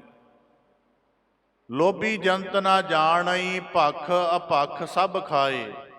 ਤਾਂ ਮਹਾਰਾਜ ਜੀ ਫਰਮਾਉਂਦੇ ਹਨ ਕਿ ਭ੍ਰਮਿਓ ਬਹੁ ਭਾਂਤੀ, ਆਖਦਾ ਹੈ ਕਿ ਤਰ੍ਹਾਂ ਤਰ੍ਹਾਂ ਦੇ ਯਤਨ ਕਰਦਾ ਹੈ। ਮਹਾਰਾਜ ਜੀ ਕਹਿੰਦੇ ਬਹੁ ਭਾਂਤੀ, ਬੜੇ ਕਿਸਮ ਦੇ, ਕਦੇ ਖੁਸ਼ਾਮਦੀ ਕਰਦਾ ਹੈ, ਕਦੇ ਗੁਲਾਮੀ ਕਰਦਾ ਹੈ, ਕਦੇ ਕੂਕਰ ਦੀ ਨਿਆਈ, ਸੂਰ ਦੀ ਨਿਆਈ, ਤਰ੍ਹਾਂ ਤਰ੍ਹਾਂ ਦੇ ਪਾਸ਼ਵਿਕ ਕਰਮ ਕਰਦਾ। ਪਰ ਮਹਾਰਾਜ ਜੀ ਕਹਿੰਦੇ ਅਨਕ ਯਤਨ ਕਰ ਧਾਏ, ਬੜਿਆਂ ਯਤਨਾਂ ਨਾਲ ਭੱਜ ਦੌੜ ਕਰਦਾ ਹੈ ਕਿ ਮੇਰੀਆਂ ਧਨ ਦੀਆਂ ਰੋਜ਼ਮਰਾ ਦੀਆਂ ਲੋੜਾਂ ਪੂਰੀਆਂ ਹੋ ਜਾਣ। ਮਹਾਰਾਜ ਜੀ ਕਹਿੰਦੇ ਇਹਦੇ ਲਈ ਦਿਨ ਰਾਤ ਉਦਮ ਕਰਦਾ ਰਹਿੰਦਾ ਹੈ। ਜੋ ਜੋ ਕਰਮ ਕੀਏ ਹਉ ਹਉਮੈ, ਤੇ ਤੇ ਭਏ ਅਜਾਏ। ਪਰ ਮਹਾਰਾਜ ਜੀ ਕਹਿੰਦੇ ਇਹਦੇ ਵਿੱਚ ਇੱਕ ਮਨੋਵਿਗਿਆਨਕ ਨੁਕਸ ਹੈ। ਮਨੋਵਿਗਿਆਨਕ ਨੁਕਸ ਇਹ ਹੈ ਕਿ ਜੋ ਜੋ ਕਰਮ ਕੀਏ ਹਉ ਹਉਮੈ, ਜਿੰਨੇ ਵੀ ਕਰਮ ਕੀਤੇ ਉਹਨਾਂ ਨੂੰ ਮਾਲਕ ਦਾ ਹੁਕਮ ਸਮਝਣ ਦੀ ਬਜਾਏ ਕਹਿ ਮਨੁੱਖ ਨੀਵੇਂਪਣ 'ਚ ਆ ਜਾਂਦਾ ਤੇ ਕਹਿੰਦਾ ਮੈਂ ਕਰਦਾ ਹਾਂ। ਹੁਣ ਮਨੁੱਖ ਰਿਜ਼ਕ ਦੀ ਪਾਲਣਾ, ਰਿਜ਼ਕ ਦੇ ਨਾਲ ਆਪਣਾ ਜੀਵਨ ਚਲਾਉਂਦਾ ਹੈ। ਕਹਿੰਦਾ ਜੀ ਮੈਂ ਪੈਦਾ ਕੀਤਾ, ਮੈਂ ਪੇਟਾਂ ਨੂੰ ਪਾਲਿਆ, ਮੈਂ ਭੁੱਖ ਬੁਝਾਈ ਮਨੁੱਖਾਂ ਦੀ। ਪਰ ਗੁਰੂ ਸਾਹਿਬ ਜੀ ਕਹਿੰਦੇ ਜੇ ਜਰਾ ਵਾਚ ਕੇ ਦੇਖੋਗੇ ਤੇ ਇਸ ਧਰਤੀ ਮਹੱਤ ਨੇ ਇੱਕ ਬੀਜ ਬੀਜਿਆ ਸੀ, ਹਜ਼ਾਰਾਂ ਜਿਹੜੇ ਦਾਣੇ ਉਹਦੇ ਤੋਂ ਪੈਦਾ ਕੀਤੇ। ਪਰ ਮਨੁੱਖ ਇੱਕ ਬੀਜ ਨੂੰ ਹਜ਼ਾਰਾਂ ਦਾਣੇ ਜਦੋਂ ਵੱਢ ਲਏ ਤੇ ਆਖਦਾ ਕਿ ਮੈਂ ਪੈਦਾ ਕੀਤੇ ਹਨ। ਤਾਂ ਮਹਾਰਾਜ ਜੀ ਕਹਿੰਦੇ ਇਹੋ ਜਿਹਾ ਜਿਹੜਾ ਕਰਮ ਹੈ, ਜੋ ਜੋ ਕਰਮ ਕੀਏ, ਜਿੰਨੇ ਵੀ ਕਰਮ ਹਨ, ਮਹਾਰਾਜ ਜੀ ਕਹਿੰਦੇ ਹਉਮੈ ਦੇ ਸਹਿਤ ਹੋ ਗਏ, ਤੇ ਭਏ ਅਜਾਏ। ਮਹਾਰਾਜ ਜੀ ਕਹਿਣ ਲੱਗੇ ਸਾਰੇ ਵਿਅਰਥ ਚਲੇ ਜਾਂਦੇ ਹਨ। ਜਿਵੇਂ ਮਨੁੱਖ ਕਈ ਵਾਰੀ ਆਮ ਪਰਿਵਾਰਕ ਗ੍ਰਸਤੀ ਜੀਵਨ ਜਿਉਣ ਵਾਲਾ ਬੰਦਾ ਆਖਦਾ ਹੈ ਕਿ ਜੀ ਸੰਤਾਨ ਨੂੰ ਮੈਂ ਪਾਲਿਆ, ਸੰਤਾਨ ਦੀ ਪਰਵਰਿਸ਼ ਮੈਂ ਕੀਤੀ, ਜੀਵਨ ਦੇ ਅੰਦਰ ਇਹਨਾਂ ਨੂੰ ਚੰਗੇ ਢੰਗ ਨਾਲ ਵੱਖੋ ਵੱਖ ਧੰਦਿਆਂ ਤੇ ਮੈਂ ਸਥਾਪਿਤ ਕੀਤਾ। ਪਰ ਗੁਰੂ ਅਰਜਨ ਦੇਵ ਸਾਹਿਬ ਮਹਾਰਾਜ ਜੀ ਕਹਿੰਦੇ ਕਿ ਇਹ ਤਾਂ ਦੁਨੀਆ ਦਾ ਨੇਮ ਚੱਲ ਰਿਹਾ ਹੈ। ਜੋ ਪੈਦਾ ਹੋ ਰਿਹਾ ਉਹਨੂੰ ਨਿਰੰਕਾਰ ਪਾਲ ਵੀ ਰਿਹਾ, ਉਹਦੇ ਜੀਵਨ ਦਾ ਕੀ ਮੁਕਾਮ ਹੈ ਉੱਥੋਂ ਤੱਕ ਕੁਦਰਤੀ ਪਹੁੰਚ ਵੀ ਰਿਹਾ ਹੈ। ਪਰ ਮਨੁੱਖ ਦੀ ਜਿਹੜੀ ਫਿਤਰਤ ਹੈ ਕਿ ਇਹ ਜਦੋਂ ਕਰਤੇ ਨੂੰ ਵਿਸਾਰ ਦਿੰਦੀ ਹੈ, ਜਦੋਂ ਮਾਲਕ ਦੇ ਹੁਕਮ ਨੇਮ ਨੂੰ ਭੁੱਲ ਜਾਂਦੀ ਹੈ ਤੇ ਆਖਦੀ ਹੈ ਮੈਂ ਕੀਤਾ ਹੈ। ਇਸ ਕਰਕੇ ਬਾਣੀ ਅੰਦਰ ਵਾਕ ਹਨ, ਹਉਮੈ ਰੋਗ ਮਾਨੁਖ ਕਉ ਦੀਨਾ, ਜਾਤ ਜੋਤ ਸੂਰਤ ਸਭ ਤੇਰੀ ਬਹੁਤ ਸਿਆਣਪ, ਹਉਮੈ ਮੇਰੀ। ਮਹਾਰਾਜ ਜੀ ਕਹਿੰਦੇ ਜੋ ਜੋ ਕਰਮ ਕੀਏ ਹੋ ਹਉਮੈ, ਕਿ ਜੇ ਧਨ ਸੰਚਿਆ ਤੇ ਕਹਿੰਦਾ ਮੈਂ ਸੰਚਿਆ ਹੈ, ਜੇ ਕੁਝ ਅਕਲ ਪੱਲੇ ਆ ਗਈ ਮਾਲਕ ਦੀ ਬਖਸ਼ੀ ਹੋਈ ਕਹਿੰਦਾ ਮੈਂ ਅਕਲਮੰਦ ਹਾਂ, ਜੇ ਕੁਝ ਭੂਮੀਆਂ ਦੇ ਟੁਕੜਿਆਂ ਦਾ ਮਾਲਕ ਬਣ ਗਿਆ ਤੇ ਮਾਲਕ ਦੀ ਸਾਜੀ ਹੋਈ ਭੂਮੀ ਦਾ ਆਖਦਾ ਕਿ ਮੈਂ ਭੂਮੀਪਤੀ ਹਾਂ, ਕੁਝ ਪੂੰਜੀ ਦੇ ਅੰਬਾਰ ਇਕੱਠੇ ਹੋ ਗਏ ਆਪਣੇ ਆਪ ਨੂੰ ਪੂੰਜੀਪਤੀ ਅਖਵਾਉਂਦਾ। ਮਹਾਰਾਜ ਜੀ ਕਹਿੰਦੇ ਜੋ ਜੋ ਕਰਮ ਕੀਏ ਹੋ ਹਉਮੈ, ਜਿੰਨੇ ਕਰਮ ਫਿਰ ਕੀਤੇ ਮਹਾਰਾਜ ਜੀ ਕਹਿੰਦੇ ਹਉਮੈ ਵਿੱਚ ਹੀ ਕਰਦਾ ਤੇ ਭਏ ਅਜਾਏ। ਪਰ ਜਿਹੜੀ ਕਾਲ ਦੀ ਮਾਰ ਹੈ ਨਾ, ਉਹ ਨਾਲੇ ਨਾਲ ਮਹਾਰਾਜ ਜੀ ਕਹਿੰਦੇ ਉਹਨਾਂ ਧੰਦਿਆਂ ਨੂੰ ਵਿਅਰਥ ਵੀ ਸਾਬਤ ਕਰਦੀ ਰਹਿੰਦੀ ਹੈ। ਜਿਵੇਂ ਵਿਦਵਾਨ ਪੁਰਖਾਂ ਦਾ ਕਥਨ ਹੈ ਕਿ ਜਿਹੜਾ ਧਨ ਸੰਚਣਾ ਹੈ ਨਾ, ਇਹ 3 ਪੱਧਰਾਂ ਤੇ ਦੁੱਖਦਾਈ ਹੈ। ਜਦੋਂ ਧਨ ਕੋਲ ਨਾ ਹੋਵੇ, ਲੋੜਾਂ ਵੀ ਪੂਰੀਆਂ ਨਾ ਹੋਣ, ਜਾਂ ਜਿੱਥੋਂ ਤੱਕ ਦੀ ਇੱਛਾ ਓਨਾ ਪੂਰਾ ਨਾ ਹੋਵੇ, ਤੇ ਮਨੁੱਖ ਫਿਰ ਤਰ੍ਹਾਂ ਤਰ੍ਹਾਂ ਦੇ ਸਿਰ ਤੋੜ ਯਤਨ ਕਰਦਾ ਹੈ ਕਿ ਮੇਰੀ ਧਨ ਦੀ ਇੱਛਾ ਪੂਰੀ ਹੋ ਜਾਵੇ। ਫਿਰ ਉਹਦੇ ਕਰਕੇ ਤਨ ਵਿੱਚ ਬੇਆਰਾਮੀ ਪੈਦਾ ਹੁੰਦੀ ਹੈ, ਮਨ ਦੇ ਅੰਦਰ ਅਸ਼ਾਂਤੀ ਪੈਦਾ ਹੁੰਦੀ ਹੈ। ਇਸ ਕਰਕੇ ਜਦੋਂ ਧਨ ਬਹੁਤ ਜ਼ਿਆਦਾ ਸੰਚਿਆ ਜਾਣਾ ਉਦੋਂ ਵੀ ਦੁੱਖਦਾਈ ਹੁੰਦਾ ਹੈ, ਤੇ ਜਦੋਂ ਫਿਰ ਧਨ ਬਹੁਤ ਜ਼ਿਆਦਾ ਸੰਚ ਲਵੇ, ਬਹੁਤ ਵੱਡੇ ਦੌਲਤ ਦੇ ਅੰਬਾਰ ਇਕੱਠੇ ਹੋ ਜਾਣ, ਫਿਰ ਉਹ ਕਿਤੇ ਚੋਰੀ ਨਾ ਹੋ ਜਾਵੇ, ਕੋਈ ਜਲਾ ਨਾ ਦੇਵੇ, ਕੋਈ ਖੋਹ ਕੇ ਨਾ ਲੈ ਜਾਵੇ, ਇਸ ਗੱਲ ਦੀ ਵੀ ਚਿੰਤਾ ਪੈਦਾ ਹੁੰਦੀ ਹੈ। ਤੇ ਫਿਰ ਜਦੋਂ ਅੰਤਲੇ ਸਮੇਂ ਜੀਵਨ ਦੇ ਉਹ ਸਾਰਾ ਧਨ ਛੱਡ ਕੇ ਜਾਣਾ ਪੈਂਦਾ, ਤੇ ਧਨ ਦਾ ਵਿਯੋਗ ਮਨ ਨੂੰ ਬੜਾ ਵਿਚਲਿਤ ਕਰਦਾ ਹੈ, ਤੇ ਆਖਰੀ ਸਮੇਂ ਬਾਹਰੀ ਤੌਰ ਤੇ ਤਾਂ ਧਨ ਛੱਡਿਆ ਜਾਂਦਾ, ਮਕਾਨ ਸੰਪਦਾ ਇੱਥੇ ਰਹਿ ਜਾਂਦੀ ਹੈ, ਪਰ ਮਨ ਦਾ ਸੰਬੰਧ ਉਸ ਸੰਪਦਾ ਨਾਲੋਂ ਨਹੀਂ ਟੁੱਟਦਾ, ਜਿਸ ਕਰਕੇ ਵਾਸ਼ਨਾ ਦੇ ਰੂਪ ਵਿੱਚ ਮਰ ਜਾਂਦਾ ਹੈ, ਤੇ ਦੁਬਾਰਾ ਉਹੀ ਪਦਾਰਥਾਂ ਦਾ ਗੁਲਾਮ ਬਣ ਕੇ ਦੁਬਾਰਾ ਜੀਵਨ ਦੀ ਭਟਕਣ ਵਿੱਚ ਆ ਜਾਂਦਾ। ਇਸ ਕਰਕੇ ਮਹਾਰਾਜ ਜੀ ਕਹਿੰਦੇ ਜੋ ਜੋ ਕਰਮ ਕੀਏ ਉਹ ਹਉਮੈ, ਜਿਹੜੇ ਜਿਹੜੇ ਕਰਮ ਮਨੁੱਖ ਹਉਮੈ ਵਿੱਚ ਕਰਦਾ, ਮਹਾਰਾਜ ਜੀ ਕਹਿੰਦੇ ਕਾਲ ਦੀ ਜਿਹੜੀ ਮਾਰ ਹੈ, ਸਮੇਂ ਦਾ ਜਿਹੜਾ ਚੱਕਰ ਹੈ, ਮਹਾਰਾਜ ਜੀ ਕਹਿੰਦੇ ਸਾਰੇ ਕੰਮਾਂ ਨੂੰ ਵਿਅਰਥ ਸਾਬਤ ਕਰੀ ਜਾਂਦਾ। ਜਿਵੇਂ 52 ਬਾਣੀ ਦਾ ਵਾਕ ਹੈ, ਕੋਈ ਮਨੁੱਖ ਜਿਹੜਾ ਸੂਦ ਵਿਆਜ ਤੇ ਧਨ ਦੇਣ ਵਾਲਾ, ਕਹਿਣ ਲੱਗੇ ਜਦੋਂ ਮੌਤ ਦਾ ਅੰਤਲਾ ਸਮਾਂ ਨੇੜੇ ਆਇਆ ਨਾ, ਜਮਰਾਜ ਦੇ ਹੇਰੂ ਆਏ, ਜਦੋਂ ਜਮਦੂਤ ਆਏ ਧਰਮਰਾਏ ਦੇ ਉਹਦੀ ਜਿੰਦ ਕੱਢਣ ਦੇ ਲਈ, ਤੇ ਉਹਨਾਂ ਨੇ ਕਿਹਾ ਸੁਬਹ ਨਿਵਾਜ ਸਰਾਏ ਗੁਜ਼ਾਰੋ, ਕਿ ਚੱਲ ਦਰਹਾਲ ਦੀਵਾਨ ਬੁਲਾਇਆ, ਹਰ ਫੁਰਮਾਨ ਦਰਗਹਿ ਕਾ ਆਇਆ। ਤੇ ਉਹ ਕਿ ਵਿਆਜ ਆਦਿਕ ਦੇ ਧਨ ਦੇਣ ਵਾਲਾ ਸੀ, ਤੇ ਉਹਨਾਂ ਨੂੰ ਕਹਿਣ ਲੱਗਾ ਧਰਮਰਾਏ ਦੇ ਦੂਤਾਂ ਨੂੰ ਕਿ ਮੈਂ ਤਾਂ ਜੇ ਬੜੀਆਂ ਵਸੂਲੀਆਂ ਕਰਨੀਆਂ ਨੇ, ਬੜੇ ਹਿਸਾਬ ਕਿਤਾਬ ਬਰਾਬਰ ਕਰਨੇ ਨੇ, ਮੈਨੂੰ ਕੁਝ ਕੁ ਸਮਾਂ ਤਾਂ ਦਿਓ, ਮੈਂ ਘੱਟੋ ਘੱਟ ਆਪਣੇ ਦੁਨਿਆਵੀ ਕਰਜ਼ ਦੇ ਵਿਆਜ ਆਦਿਕ ਦੇ ਹਿਸਾਬ ਨਿਬੇੜ ਲਵਾਂ। ਤੇ ਉਹਦੇ ਬਾਣੀ ਵਿੱਚ ਵਾਕ ਹੈ, ਕਿਛ ਵੀ ਖਰਚ ਤੁਮਾਰਾ ਸਾਰੋਂ, ਵੀ ਮੇਰੇ ਕੋਲ ਥੋੜਾ ਜਿਹਾ ਧਨ ਤੁਸੀਂ ਵੀ ਲੈ ਲਓ। ਧਰਮਰਾਏ ਦੇ ਦੂਤਾਂ ਨੂੰ ਮਨੁੱਖ ਆਖਦਾ ਹੈ, ਪਰ ਉਹ ਆਖਦੇ ਹਨ ਸੁਬਹ ਨਿਵਾਜ ਸਰਾਏ ਗੁਜ਼ਾਰੋ, ਕਹਿਣ ਲੱਗੇ ਤੇਰੇ ਕਿੰਨੇ ਲੇਖੇ ਅਧੂਰੇ ਰਹਿੰਦੇ ਹਨ, ਕਿੰਨੀਆਂ ਵਸੂਲੀਆਂ ਕਰਨੀਆਂ ਹਨ, ਕਿਹੜਾ ਸੂਦ ਤੇ ਵਿਆਜ ਤੇ ਧਨ ਜਿਹੜਾ ਦਿੱਤਾ ਹੋਇਆ ਇਕੱਠਾ ਕਰਨਾ। ਕਹਿਣ ਲੱਗੇ ਸਾਡੇ ਕੋਲ ਸਮਾਂ ਨਹੀਂ, ਤੈਨੂੰ ਚੱਲਣਾ ਪਏਗਾ, ਤੇ ਸਵੇਰ ਦੀ ਨਮਾਜ਼ ਮਾਲਕ ਦੀ ਦਰਗਾਹ 'ਚ ਗੁਜ਼ਾਰਨੀ ਪਏਗੀ। ਇਸ ਕਰਕੇ ਮਹਾਰਾਜ ਜੀ ਕਹਿੰਦੇ ਜੋ ਜੋ ਕਰਮ ਕੀਏ ਹੋ ਹਉਮੈ, ਜਿਹੜੇ ਜਿਹੜੇ ਕਰਮ ਕੀਤੇ ਮਹਾਰਾਜ ਕਹਿੰਦੇ ਸਾਰੇ ਹਉਮੈ ਦਾ ਰੂਪ ਬਣਦੇ ਗਏ। ਤੇ ਜਿਹੜੇ ਕਰਮਾਂ ਦੇ ਨਾਲ ਹਉਮੈ ਜੁੜ ਜਾਂਦੀ ਹੈ, ਮਹਾਰਾਜ ਜੀ ਕਹਿੰਦੇ ਤੇ ਭਏ ਅਜਾਏ, ਉਹ ਸਾਰੇ ਕਰਮ ਮਹਾਰਾਜ ਜੀ ਕਹਿੰਦੇ ਵਿਅਰਥ ਸਮਾਨ ਹੋ ਜਾਂਦੇ ਹਨ। ਅਵਰ ਤਿਨ ਕਾਹੂ ਕਾਜ ਨ ਲਾਏ। ਇਸ ਕਰਕੇ ਪੰਚਮ ਪਾਤਸ਼ਾਹ ਜੀ ਰਹਾਉ ਵਾਲੇ ਬੰਦ ਦੁਆਰਾ ਬੇਨਤੀ ਕਰਦੇ ਹਨ, ਹੇ ਨਿਰੰਕਾਰ ਸਤਿਪੁਰਖ ਅਕਾਲ ਪੁਰਖ ਜੀਓ, ਅਵਰ ਦਿਨ ਕਾਹੂ ਕਾਜ ਨ ਲਾਏ। ਜੀਵਨ ਦਾ ਬੜਾ ਸਮਾਂ ਵਿਅਰਥ ਬਤੀਤ ਹੋ ਗਿਆ ਹੈ। ਜੀਵਨ ਦਾ ਵਿਅਰਥ ਸਮੇਂ ਦੇ ਬਤੀਤ ਦੀ ਗੁਰਬਾਣੀ 'ਚ ਇੱਕ ਹਾਲਤ ਦਰਸਾਈ ਹੈ ਕਿ ਜਦੋਂ ਸਤਿਗੁਰੂ ਦੀ ਸ਼ਰਨ ਮਨੁੱਖ ਦੇ ਕੋਲ ਨਾ ਹੋਵੇ, ਗੁਰੂ ਨਾਲ ਮਨੁੱਖ ਜੁੜਿਆ ਨਾ ਹੋਵੇ, ਤੇ ਉਹਦੀ ਕੀ ਹਾਲਤ ਹੁੰਦੀ। ਬਾਣੀ ਦੇ ਅੰਦਰ ਵਾਕ ਹਨ, ਪਹਿਲੇ ਪਿਆਰ ਲੱਗਾ ਥਣ ਦੁੱਧ, ਦੂਜੈ ਮਾਏ ਬਾਪ ਕੀ ਸੁਧ, ਤੀਜੈ ਭਈਆ ਭਾਬੀ ਵੇਵ, ਚੌਥੈ ਪਿਆਰ ਪੰਨੀ ਖੇਡ, ਪੰਜਵੈ ਖਾਣ ਪੀਣ ਕੀ ਧਾਤ, ਛਿਵੈ ਕਾਮ ਨ ਪੁੱਛੈ ਜਾਤ, ਸਤਵੈ ਸੰਜ ਕੀਆ ਕਰਵਾਸ, ਅਠਵੈ ਕ੍ਰੋਧ ਹੋਆ ਤਨ ਨਾਸ, ਨਾਵੈ ਧੌਲੇ ਉੱਭੇ ਸਾਹਾ, ਦਸਵੈ ਦੱਦਾ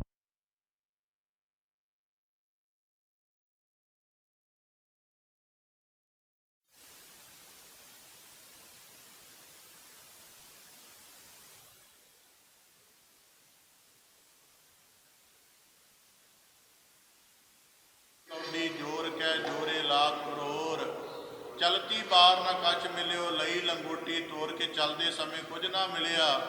ਤੇ ਜੀਵਨ ਜਿਹੜਾ ਹੈ ਆਖਰ ਨੂੰ ਜਿਹੜੀ ਪੱਲੇ ਬੱਦੀ ਲੱਕ ਨਾਲ ਲੰਗੋਟੀ ਉਹ ਵੀ ਪਰਿਵਾਰ ਨੇ ਖੋਲੀ ਕਿ ਧਨ ਕਿਉਂ ਜਲਣ ਦੇਣਾ ਚਿਖਾ ਦੇ ਅੰਦਰ।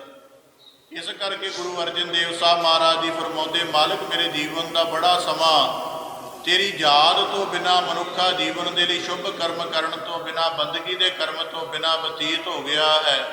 ਕਿਤੇ ਹੋਰ ਜੀਵਨ ਦਾ ਸਮਾਂ ਇਸੇ ਤਰ੍ਹਾਂ ਨਾ ਚਲਿਆ ਜਾਵੇ, ਹੋਰ ਜਿਹੜੇ ਦਿਨ ਹਨ ਉਹ ਵਿਅਰਥ ਖੁਆਰ ਨਾ ਹੋ ਜਾਣ। ਕਹਿਣ ਲੱਗੇ, ਇਸ ਕਰਕੇ ਅਵਰ ਦਿਨ ਕਾਹੂ ਕਾਜ ਨਾ ਲਾਏ, ਕਿਰਪਾ ਕਰਕੇ ਮੇਰੇ ਤੇ ਨਜ਼ਰ ਕਰੋ। ਮੇਰੇ ਜੀਵਨ ਦੇ ਹੋਰ ਜਿਹੜੇ ਦਿਨ ਹਨ ਉਹ ਕੇਵਲ ਦੁਨੀਆਦਾਰੀ ਦੇ ਵਿੱਚ ਮਸਤ ਰਹਿ ਕੇ, ਪਦਾਰਥਾਂ ਦੀ ਭਟਕਣ ਦੇ ਵਿੱਚ, ਅਤ੍ਰਿਪਤ ਵਾਸ਼ਨਾ ਦੇ ਵਿੱਚ ਰਹਿ ਕੇ ਨਾ ਉਲਝ ਜਾਣ। ਇਸ ਕਰਕੇ ਹੇ ਨਿਰੰਕਾਰ ਮੇਰੇ ਉੱਪਰ ਕਿਰਪਾ ਦਾ ਕਰਮ ਕਰ, ਅਵਰ ਦਿਨ ਕਾਹੂ ਕਾਜ ਨਾ ਲਾਏ। ਭਾਵੇਂ ਪਦਾਰਥਾਂ ਦੀ ਵਾਸ਼ਨਾ ਮੇਰਾ ਪਿੱਛਾ ਨਹੀਂ ਛੱਡਦੀ, ਪਰ ਗੁਰੂ ਅਰਜਨ ਦੇਵ ਸਾਹਿਬ ਮਹਾਰਾਜ ਜੀ ਕਹਿੰਦੇ ਐਸਾ ਨਾ ਹੋਵੇ ਅਵਰ ਦਿਨ ਕਾਹੂ ਕਾਜ ਨਾ ਲਾਏ, ਹੋਰ ਨਾ ਜੀਵਨ ਕਿਸੇ ਇਹਨਾਂ ਧੰਦਿਆਂ ਵਿੱਚ ਖੁਆਰ ਹੋ ਜਾਵੇ। ਸੋ ਦਿਨ ਮੁਕੋ ਤੀਜੈ ਪ੍ਰਭ ਜੀਓ, ਤਾ ਦਿਨ ਹਰ ਜਸ ਗਾਏ। ਇਸ ਕਰਕੇ ਗੁਰੂ ਅਰਜਨ ਦੇਵ ਸਾਹਿਬ ਦੀ ਬੇਨਤੀ ਰੂਪ ਫਰਮਾਉਂਦੇ ਹਨ, ਸੋ ਦਿਨ ਮੋਕੋ ਦੀਜੈ ਹਰ ਜੀਓ। ਇਸ ਕਰ ਪ੍ਰਭ ਜੀਓ, ਇਸ ਕਰਕੇ ਮਹਾਰਾਜ ਜੀ ਕਹਿੰਦੇ ਮੈਨੂੰ ਉਹ ਦਿਨ, ਉਹ ਅਵਸਰ, ਉਹ ਮੌਕਾ, ਉਹ ਜੀਵਨ ਦੇ ਪਲ ਸਤਿਗੁਰੂ ਸਾਹਿਬ ਦੀ ਬਖਸ਼ਿਸ਼ ਕਰੋ। ਜਾ ਦਿਨ ਹਰ ਜਸ ਗਾਏ, ਵੀ ਜਿਹੜੇ ਦਿਨਾਂ ਦੇ ਵਿੱਚ ਤੇਰੀ ਯਾਦ ਦਾ ਕਰਮ ਪੈਦਾ ਹੋਵੇ। ਮਹਾਰਾਜ ਜੀ ਫਰਮਾਉਂਦੇ ਹਨ, ਸੋ ਦਿਨ ਮੋਕੋ ਦੀਜੈ ਪ੍ਰਭ ਜੀਓ। ਇਹ ਵੀ ਬੜੀ ਉੱਤਮ ਬੇਨਤੀ ਹੈ ਕਿ ਸੋ ਦਿਨ ਦੀਜੈ ਮੋਕੋ ਪ੍ਰਭ ਜੀਓ। ਹੁਣ ਅਸੀਂ ਆਪਣੇ ਜੀਵਨ ਦੇ ਅੰਦਰ ਸ਼ਾਇਦ ਹੀ ਕਦੇ ਇਹੋ ਜਿਹੇ ਦਿਨਾਂ ਦੀ ਅਰਦਾਸ ਕਰਦੇ ਹੋਈਏ ਵੀ ਮਹਾਰਾਜ ਅੰਮ੍ਰਿਤ ਵੇਲੇ ਚਿੜੀ ਚੌਕੀ ਪਉ ਫੁੱਟੀ ਵਗਨ ਬਹੁਤ ਤਰੰਗ, ਜਾਂ ਭਿੰਨੀ ਰੈਣੜੀਏ ਚਮਕਨ ਤਾਰੇ ਜਾਗੇ ਸੰਤ ਜਨਾ ਮੇਰੇ ਰਾਮ ਪਿਆਰੇ। ਜਾਂ ਅੰਮ੍ਰਿਤ ਵੇਲਾ ਸੱਚ ਨਾਉ ਵਡਿਆਈ ਵਿਚਾਰ, ਜਾਂ ਅੰਮ੍ਰਿਤ ਵੇਲੇ ਵੱਤੈ ਕਾ ਬੀਜਿਆ ਭਗਤ ਖਾਏ ਖਰਚ ਰਹਿ ਨਖੁੱਟੈ ਨਾਹੀ। ਜਾਂ ਧਨ ਸੋ ਵੇਲਾ ਜਿਤ ਮੈਂ ਸਤਿਗੁਰ ਮਿਲਿਆ, ਜਾਂ ਧਨ ਸੋ ਵੇਲਾ ਜਿਤ ਦਰਸ਼ਨ ਕਰਨਾ।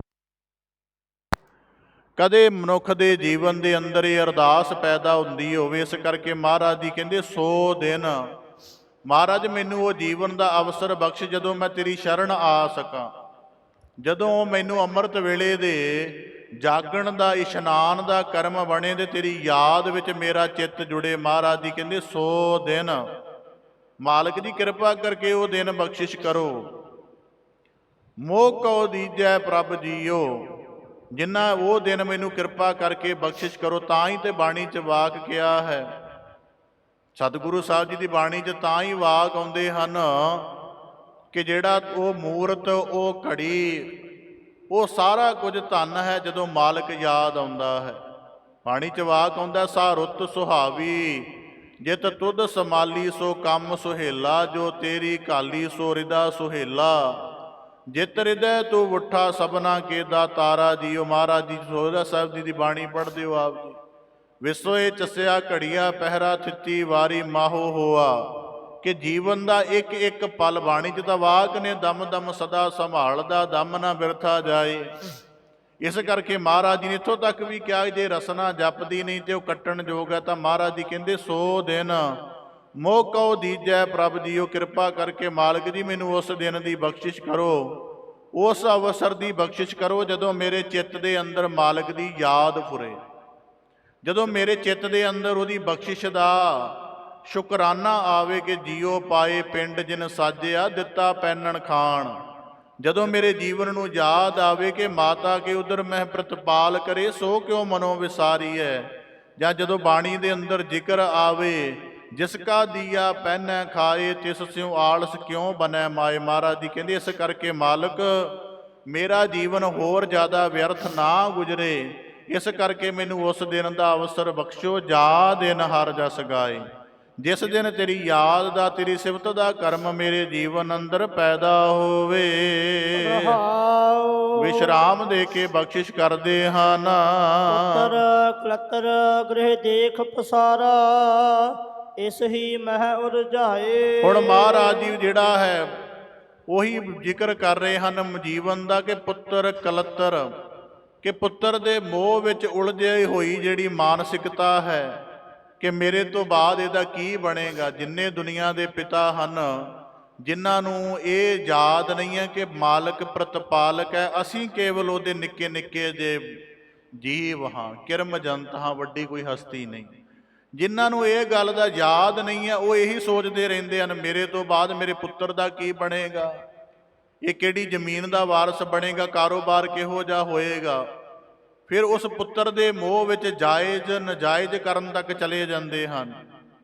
ਇਸ ਕਰਕੇ ਮਹਾਰਾਜ ਜੀ ਕਹਿੰਦੇ ਪੁੱਤਰ ਕਲੱਤਰ, ਪੁੱਤਰ ਪਤਨੀ ਇਸਤਰੀ ਆਦਿਕ, ਮਹਾਰਾਜ ਕਹਿੰਦੇ ਗ੍ਰਹਿ ਦੇਖ ਪਸਾਰਾ, ਮੇਰੇ ਤੋਂ ਬਾਅਦ ਇਹ ਮਕਾਨ ਦੀ ਸੰਭਾਲ ਕੌਣ ਕਰੇਗਾ ਮੇਰੇ ਹੁੰਦਿਆਂ ਹੀ। ਫਿਰ ਇਸ ਕਰਕੇ ਅਕਸਰ ਬਜ਼ੁਰਗਾਂ ਨੂੰ ਦੇਖੋਗੇ ਉਹ ਇਸ ਝੋਰੇ ਵਿੱਚ ਆਪ ਜੀ ਨੂੰ ਮਿਲ ਜਾਣਗੇ, ਤੇ ਪਤਾ ਇਹ ਵੀ ਹੁੰਦਾ ਹੈ ਕਿ ਸਾਡੇ ਤੋਂ ਪਹਿਲਾਂ ਕਿੰਨੇ ਇਸ ਧੰਦਿਆਂ ਨੂੰ ਛੱਡ ਕੇ ਚਲੇ ਗਏ, ਧੰਦੇ ਇੱਕ ਪਲ ਵੀ ਨਹੀਂ ਰੁਕੇ।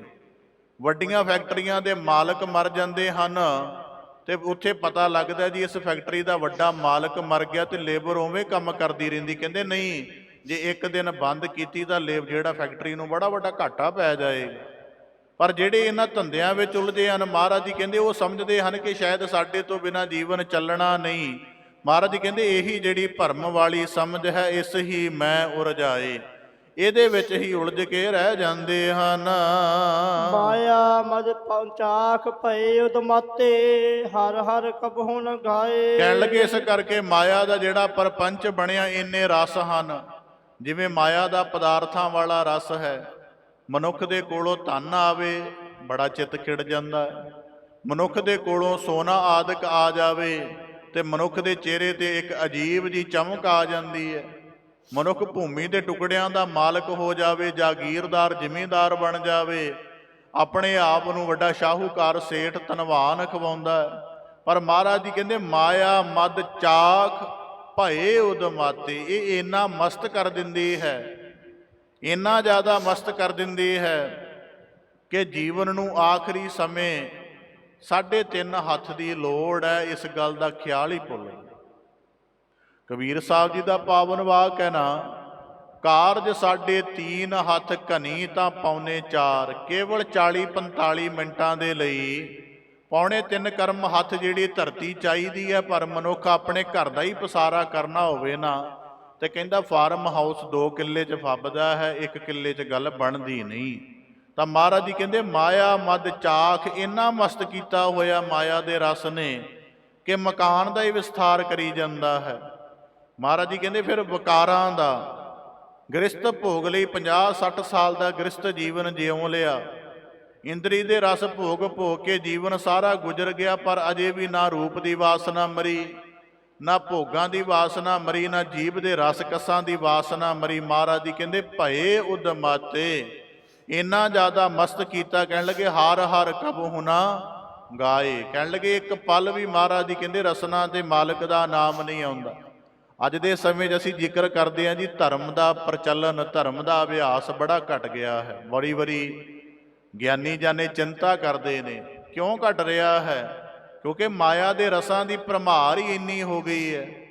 ਹੁਣ ਮਹਾਰਾਜ ਜੀ ਨੇ ਤੇ ਕਿਹਾ, ਇਹ ਨੇਤਰੋ ਮੇਰਿਓ ਹਰ ਤੁਮੈ ਜੋਤ ਤਰੀ, ਹਰ ਬਿਨ ਅਵਰ ਨਾ ਦੇਖੋ ਕੋਈ। ਤੇ ਅੱਜ ਜਿੰਨੀ ਲੋਕਾਈ ਹੈ, ਸਵੇਰੇ ਉੱਠਣ ਤੋਂ ਲੈ ਕੇ ਦੇਰ ਰਾਤ ਸੌਣ ਤੱਕ ਅੱਖਾਂ ਦੇ ਸਾਹਮਣੇ ਗੁਰੂ ਦਰਸ਼ਨ ਤਾਂ ਰਹਿੰਦਾ ਨਹੀਂ। ਜਿਹੜੇ ਦਰਸ਼ਨ ਅਸੀਂ ਕਰਦੇ ਹਾਂ ਨਿਰੇ ਵਾਸ਼ਨਾ ਨਾਲ ਭਰੇ ਹੋਏ। ਇਸ ਕਰਕੇ ਮਹਾਰਾਜ ਜੀ ਜ਼ਿਕਰ ਕਰਦੇ ਹਨ ਚਾਕ ਭਏ ਉਦਮਾਤੇ, ਇੰਨਾ ਜ਼ਿਆਦਾ ਫਿਰ ਇਹਦਾ ਇੱਕ ਅੰਧਕਾਰ ਵੀ ਹੈ, ਹੋਰ ਵੀ ਹੈ ਕਿ ਇਹ ਮੁਕਤ ਨਹੀਂ ਕਰਦੀ ਜੀਵ। ਅਸੀਂ ਦੇਖਦੇ ਹਾਂ ਕਿ ਜਿਹੜਾ ਸਾਡੇ ਤੋਂ ਪਹਿਲਾਂ ਬੜੀ ਵੱਡੀ ਸੰਪਦਾ ਜੋੜਨ ਦੇ ਵਿੱਚ, ਵਿਕਾਰਾਂ ਨੂੰ ਭੋਗਣ ਦੇ ਵਿੱਚ ਹੈਦਰਾਬਾਦ ਦੇ ਨਿਜ਼ਾਮ ਦੀਆਂ ਕਹਿੰਦੇ 400 ਰਾਣੀਆਂ ਸਨ। ਜੇ 400 ਰਾਣੀਆਂ ਦੇ ਸੰਗ ਭੋਗ ਕਰ ਲਿਆ ਤਾਂ ਕਿਹੜੀ ਭੋਗਾਂ ਤੋਂ ਤ੍ਰਿਪਤੀ ਹੋ ਗਈ। ਤਾਂ ਮਹਾਰਾਜ ਜੀ ਕਹਿੰਦੇ ਇਸ ਕਰਕੇ ਹਰ ਹਰ ਕਬਹੁ ਨ ਗਾਏ। ਜਦੋਂ ਵਿਕਾਰ ਜ਼ਿੰਦਗੀ 'ਚ ਪੈਦਾ ਹੋ ਜਾਂਦੇ ਨੇ, ਚਿੱਤ ਕਮਜ਼ੋਰ ਹੋ ਜਾਂਦਾ, ਮਨ ਇੰਨਾ ਮਲੀਨ ਹੋ ਜਾਂਦਾ ਹੈ ਕਿ ਫਿਰ ਪਵਿੱਤਰ ਹੋਣ ਵੱਲ, ਮਾਲਕ ਦੀ ਸੁਹਾਵਣੀ ਯਾਦ ਵੱਲ ਜਾਇਆ ਨਹੀਂ ਜਾਂਦਾ। ਤੇ ਜਦੋਂ ਚਿੱਤ ਹੀ ਕਮਜ਼ੋਰ ਹੋਵੇ ਤੇ ਫਿਰ ਮਹਾਰਾਜ ਜੀ ਕਹਿੰਦੇ ਮਾਲਕ ਦੀ ਯਾਦ ਨਿਰਮਲ ਕਿਵੇਂ ਪੈਦਾ ਹੋ ਜਾਵੇ। ਹਰ ਹਰ ਕਬਹੁ ਨ ਗਾਏ, ਫਿਰ ਇੱਕ ਪਲ ਵੀ ਮਾਲਕ ਦਾ ਨਾਮ ਨਹੀਂ ਲਿਆ ਜਾਂਦਾ। ਤੇ ਇਸੇ ਕਰਕੇ ਫਿਰ ਬਾਣੀ ਦੇ ਵਾਕ ਹਨ, ਪਾਪੀ ਕਰਮ ਕਮਾਵਦੇ ਕਰਦੇ ਹਾਏ ਹਾਏ। ਦੁਨੀਆ ਵਿੱਚ ਦੇਖੋਗੇ ਬੜੇ ਮਨੁੱਖ ਉੱਠਦੇ ਸਾਰ ਵੀ ਹਾਏ, ਬਹਿੰਦੇ ਸਾਰ ਵੀ ਹਾਏ। ਅਸੀਂ ਕਈ ਵਾਰੀ ਕਹਿ ਦਿੰਦੇ ਹਾਂ ਨੇੜਿਓ ਜੀ ਵਾਹਿਗੁਰੂ ਕਿਆ ਕਰੋ, ਉਹ ਅੱਗੋਂ ਆਖਦੇ ਜੀ ਕਿਹਾ ਨਹੀਂ ਜਾਂਦਾ ਸਾਡੇ। ਕਿਉਂ ਨਹੀਂ ਕਿਹਾ ਜਾਂਦਾ? ਕਿਉਂਕਿ ਚਿੱਤ ਬੜਾ ਕਮਜ਼ੋਰ ਹੈ। ਜਿਵੇਂ ਬੰਜਰ ਜ਼ਮੀਨ 'ਚ ਕੋਈ ਫਸਲ ਪੈਦਾ ਨਹੀਂ ਹੋ ਸਕਦੀ, ਜਿਹੜਾ ਚਿੱਤ ਬੰਜਰ ਹੋ ਗਿਆ ਹੈ ਉਹਦੇ ਅੰਦਰ ਮਾਲਕ ਦੀ ਸਿਫਤ ਸਲਾਹ ਵੀ ਪੈਦਾ ਨਹੀਂ ਹੋ ਸਕਦੀ ਇਹ ਹੈ। ਬਿਦ ਖੋਜੀ ਬਹੁ ਪ੍ਰਕਾਰਾ, ਬਿਨ ਸੰਤਨ ਨਹੀਂ ਪਾਏ। ਹੁਣ ਮਹਾਰਾਜ ਜੀ ਕਹਿੰਦੇ ਬੜੇ ਯਤਨ ਕਰਕੇ ਦੇਖਿਆ, ਮਨ ਨੂੰ ਸਮਝਾਇਆ ਵੀ ਨਹੀਂ ਹੁਣ ਬਹੁਤੇ ਲਾਲਚ ਨਹੀਂ ਕਰਨੇ। 2 ਦਿਨ ਮਨ ਟਿਕਿਆ ਰਿਹਾ। ਤੀਜੇ ਦਿਨ ਜਦੋਂ ਖਬਰ ਆਈ ਵੀ ਨਹੀਂ ਬਹੁਤ ਵੱਡੀ ਜਿਹੜੀ ਹੈ ਖੇਪ ਹੱਥ ਲੱਗ ਜਾਏਗੀ, ਫਿਰ ਆਪਣਾ ਪ੍ਰਾਣ ਆਪਣਾ ਸੰਕਲਪ ਆਪੇ ਹੀ ਤੋੜ ਲਿਆ। ਕਹਿਣ ਲੱਗੇ ਮਨ ਦੇ ਅੰਦਰ ਗੰਢ ਬੰਨੀ ਕਿ ਨਹੀਂ ਹੁਣ ਇਛਾਵਾਂ ਨਹੀਂ ਵਧਾਉਣੀਆਂ। ਕੁਝ ਦਿਨਾਂ ਬਾਅਦ ਹੀ ਅਗਲਾ ਪਦਾਰਥ ਦੇਖਿਆ ਤੇ ਫਿਰ ਇਛਾਵਾਂ ਮਚਲ ਪਈਆਂ ਮਨ ਦੇ ਅੰਦਰ। ਤਾਂ ਹੀ ਤੇ ਬਾਬਾ ਫਰੀਦ ਸਾਹਿਬ ਜੀ ਨੇ ਕਿਹਾ ਹੈ, ਆਜ ਮਿਲਾਵਾ ਸੇਖ ਫਰੀਦ ਟਾਕਿਮ ਕੁੰਜੜੀਆਂ ਮਨੋਂ ਮਚੰਦੜੀਆਂ, ਕਿ ਜਿਹੜੀਆਂ ਮਨ ਦੀਆਂ ਵਾਸ਼ਨਾਵਾਂ ਬਲ ਇਹਨੂੰ ਮਚਾਉਂਦੀਆਂ ਹਨ, ਇਹਨਾਂ ਨੂੰ ਬੰਨਣ ਦੇ ਨਾਲ ਹੀ ਜੀਵਨ ਦਾ ਕਲਿਆਣ ਹੈ। ਇਸ ਕਰਕੇ ਮਹਾਰਾਜ ਜੀ ਕਹਿੰਦੇ ਇਹ ਬਿਦ ਖੋਜੀ ਬਹੁ ਪ੍ਰਕਾਰਾ। ਬੜੇ ਆਖਦੇ ਹਨ ਕਿ ਸੰਤੋਖੀ ਹੋ ਜਾਵਾਂਗੇ, ਸਬਰ ਵਿੱਚ ਰਹਿ ਲਵਾਂਗੇ। ਬੜੇ ਆਖਦੇ ਹਨ ਕਿ ਨਹੀਂ ਪੰਛੀਆਂ ਵਾਂਗ ਕੇਵਲ ਨਿਰਵਾਹ ਕਰਨਾ ਹੈ। ਬੜੇ ਆਖਦੇ ਹਨ ਕਿ ਰੁੱਖਾਂ ਵਾਂਗ ਫਕੀਰੀ ਧਾਰਨ ਕਰ ਲੈਣੀ ਹੈ। ਬੜੇ ਆਖਦੇ ਹਨ ਕਿ ਕਿਸੇ ਨਾ ਕਿਸੇ ਢੰਗ ਨਾਲ ਇਸ ਪ੍ਰਪੰਚ ਤੋਂ ਛੁੱਟ ਜਾਈਏ। ਪਰ ਮਹਾਰਾਜ ਜੀ ਕਹਿੰਦੇ ਬਿਨ ਸੰਤਨ ਨਹੀਂ ਪਾਏ, ਸੰਤ ਪੁਰਖਾਂ ਦੀ ਸੁਹਬਤ ਤੋਂ ਬਿਨਾ।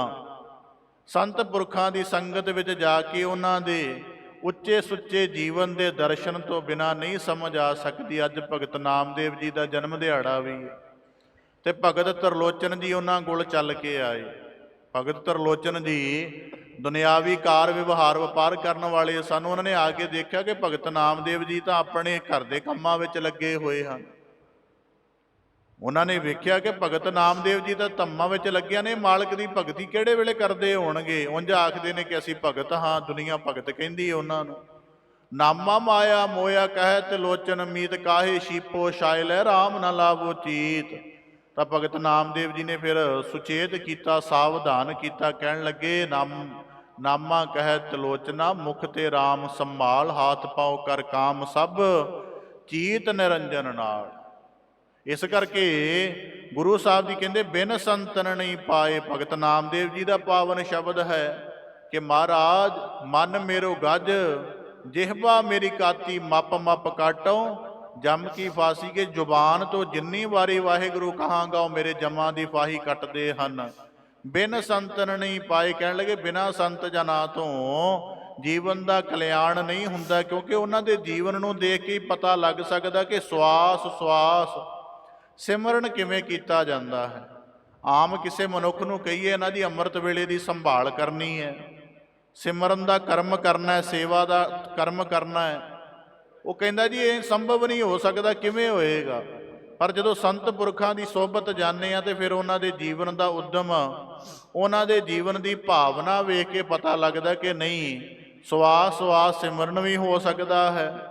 ਅੱਠੇ ਪੈਰ ਮਾਲਕ ਨਾਲ ਯਾਦ ਹਿਰਦਾ ਵੀ ਜੁੜਿਆ ਰਹਿ ਸਕਦਾ। ਇਸ ਕਰਕੇ ਮਹਾਰਾਜ ਜੀ ਕਹਿੰਦੇ ਔਰ ਦੂਜੀ ਗੱਲ, ਸੰਤ ਪੁਰਖਾਂ ਦੇ ਪਾਸ ਜਦੋਂ ਕੋਈ ਜਾਂਦਾ ਹੈ ਨਾ ਤੇ ਉਹ ਸਾਡੇ ਦੁਨਿਆਵੀ ਸੁਭਾਅ ਨੂੰ ਸਾਡੇ ਅੰਦਰੋਂ ਆਪਣੀ ਕਿਰਪਾ ਦ੍ਰਿਸ਼ਟੀ ਨਾਲ ਖਤਮ ਕਰ ਦਿੰਦੇ ਹਨ। ਉਹ ਆਪਣੀ ਰਹਿਮਤ ਦੇ ਨਾਲ ਜਦੋਂ, ਕਿਉਂਕਿ ਦੁਨੀਆਦਾਰਾਂ ਕੋਲ ਜਾਓਗੇ ਧਨ ਮੰਗੋਗੇ ਜਾਂ ਧਨ ਮਿਲੇਗਾ, ਸੰਤ ਪੁਰਖਾਂ ਕੋਲ ਜਾਵਾਂਗੇ ਤੇ ਬੰਦਗੀ ਦਾ ਧਨ ਮਿਲੇਗਾ। ਤੇ ਜਿਹਨੂੰ ਬੰਦਗੀ ਦਾ ਇੱਕ ਕਿਣਕਾ ਵੀ ਮਿਲ ਗਿਆ ਨਾ, ਉਹਦਾ ਜੀਵਨ ਪਾਕ ਹੋ ਜਾਂਦਾ, ਉਹਦਾ ਜੀਵਨ ਨਿਰਮਲ ਹੋ ਜਾਂਦਾ। ਇਸ ਕਰਕੇ ਮਹਾਰਾਜ ਜੀ ਕਹਿੰਦੇ ਇਹ ਬਿਦ ਖੋਜੀ ਬਹੁ ਪ੍ਰਕਾਰਾ, ਬਿਨ ਸੰਤਨ ਨਹੀਂ ਪਾਏ। ਭਾਵ ਕਿ ਸੰਤ ਬਿਨਾ ਇਹ ਜੀਵਨ ਦੇ ਸਫਲ ਕਰਨ ਦੀ ਜੁਗਤ ਹੱਥ ਨਹੀਂ ਆਉਂਦੀ ਹੈ। ਤੁਮ ਦਾਤਾਰ ਵੱਡੇ ਪ੍ਰਭ ਸਮਰੱਥ, ਮੰਗਣ ਕਉ ਦਾਨ ਆਏ। ਇਸ ਕਰਕੇ ਮਹਾਰਾਜ ਕਹਿੰਦੇ ਤੁਮ ਦਾਤਾਰ। ਅਸੀਂ ਦੁਨਿਆਵੀ ਦਾਤਾਂ ਦੇ ਵਿੱਚ ਮਾਲਕ ਨੂੰ ਜਾਣਦੇ ਕਿ ਸ਼ਾਇਦ ਧੀਆਂ ਪੁੱਤਰ ਪਦਾਰਥ ਹੀ ਮਾਲਕ ਦੇ ਸਕਦਾ, ਪਰ ਮਹਾਰਾਜ ਕਹਿੰਦੇ ਤੁਮ ਦਾਤਾਰ ਵੱਡੇ ਪ੍ਰਭ ਸਮਰੱਥ, ਤੂੰ ਵੱਡਾ ਦਾਤਾਰ ਹੈ। ਬਾਣੀ ਚ ਵਾਕ ਹੈ ਬਿਨ ਤੁਧ ਹੋਰ, ਜੇ ਮੰਗਣਾ ਸਿਰ ਦੁੱਖਾਂ ਕੈ ਦੁੱਖ ਦੇਹ ਨਾਮ, ਸੰਤੋਖੀਆ ਉਤਰੈ ਮਨ ਕੀ ਭੁੱਖ। ਵੀ ਜੇ ਪਦਾਰਥ ਦਿੱਤੇ ਹਨ ਤੇ ਯਾਦ ਵੀ ਦੇ, ਨਹੀਂ ਤੇ ਪਦਾਰਥਾਂ 'ਚ ਤਾਂ ਸੁੱਖ ਨਹੀਂ ਹੈ। ਇਸ ਕਰਕੇ ਮਹਾਰਾਜ ਜੀ ਕਹਿੰਦੇ ਮੰਗਨ ਕਉ ਦਾਨ ਆਏ। ਬਾਣੀ ਚ ਵਾਕ ਹਨ, ਮੰਗਣਾ ਮੰਗਣ ਨੀਕਾ, ਹਰ ਜਸ ਗੁਰ ਤੇ ਮੰਗਣਾ। ਮਹਾਰਾਜ ਜੀ ਕਹਿੰਦੇ ਮੰਗਣ ਕਉ ਦਾਨ ਆਏ, ਉਹ ਦਾਨ ਮੰਗੇ ਹਨ, ਸੋ ਦਾਨ ਦੇਹੋ ਮੋਕੋ ਪ੍ਰਭ ਜੀਓ, ਜਾਤ ਜੀਓ ਬਲਹਾਰ। ਕਿ ਐਸਾ ਭਗਤੀ ਦਾ ਦਾਨ ਦਿਓ। ਅਸੀਂ ਜਦੋਂ ਅਰਦਾਸ ਕਰਦੇ ਹਾਂ ਰੋਜ਼ਾਨਾ, ਉਹਦੇ ਵਿੱਚ ਨਾਮ ਦਾਨ, ਇਸ਼ਨਾਨ ਦਾਨ, ਵਿਵੇਕ ਦਾਨ ਮੰਗਦੇ ਹਾਂ। ਕਿਉਂਕਿ ਜੀਵਨ ਦੇ ਅੰਦਰ ਜੇ ਦਾਨ ਮੰਗਣ ਦੀ ਕੋਈ ਭਾਵਨਾ ਹੈ, ਤੇ ਦਾਨ ਵੀ ਸ਼ੁਭ ਕਿਸਮ ਦਾ ਮੰਗਿਆ ਜਾਣਾ ਚਾਹੀਦਾ ਹੈ। ਇਸ ਕਰਕੇ ਗੁਰੂ ਅਰਜਨ ਦੇਵ ਸਾਹਿਬ ਜੀ ਫਰਮਾਉਂਦੇ ਹਨ, ਮੰਗਣ ਕਉ ਦਾਨ ਆਏ, ਕਿ ਮਾਲਕ ਸਾਡਾ ਜੀਵਨ ਸਫਲ ਹੋਵੇ, ਉਹ ਦਾਨ ਸਾਨੂੰ ਪ੍ਰਾਪਤ ਹੋਵੇ ਜਿਸ ਦਾਨ ਦੇ ਨਾਲ ਦਰਗਾਹ ਵਿੱਚ ਸੋਭਾ ਬਣਦੀ ਹੈ।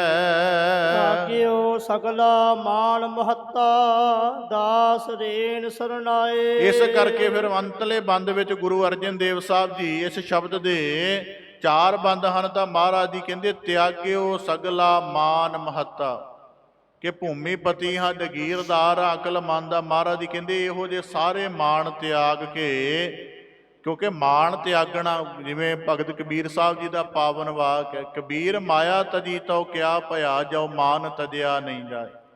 ਜਿਵੇਂ ਮਨੁੱਖ ਕਈ ਵਾਰੀ ਘਰ ਪਰਿਵਾਰ ਦਾ, ਸਮਾਜ ਦਾ, ਸੰਪਦਾ ਦਾ ਤਿਆਗ ਕਰ ਦਿੰਦਾ ਹੈ, ਉਹ ਤਿਆਗ ਦਾ ਵੀ ਮਾਣ ਹੋ ਜਾਂਦਾ ਹੈ। ਦੁਨਿਆਵੀ ਤੌਰ ਤੇ ਆਮ ਮਾਣ ਬੰਦੇ ਕੋਲੋਂ ਇਹੀ ਆ ਨਾ, ਕਿ ਮੈਂ ਬੜਾ ਅਮੀਰ ਹਾਂ, ਬੜਾ ਲਾਇਕ ਹਾਂ, ਬੜਾ ਸੂਝਵਾਨ ਹਾਂ, ਇਹੀ ਮਾਣ ਹੈ ਮਨੁੱਖ ਦੇ ਕੋਲੋਂ, ਬੜੇ ਵੱਡੇ ਰੁਤਬੇ ਨੇ ਮੇਰੇ ਕੋਲ। ਪਰ ਗੁਰੂ ਅਰਜਨ ਦੇਵ ਸਾਹਿਬ ਮਹਾਰਾਜ ਜੀ ਕਹਿੰਦੇ ਤਿਆਗਿਓ ਸਗਲਾ ਮਾਨ ਮਹੱਤਾ।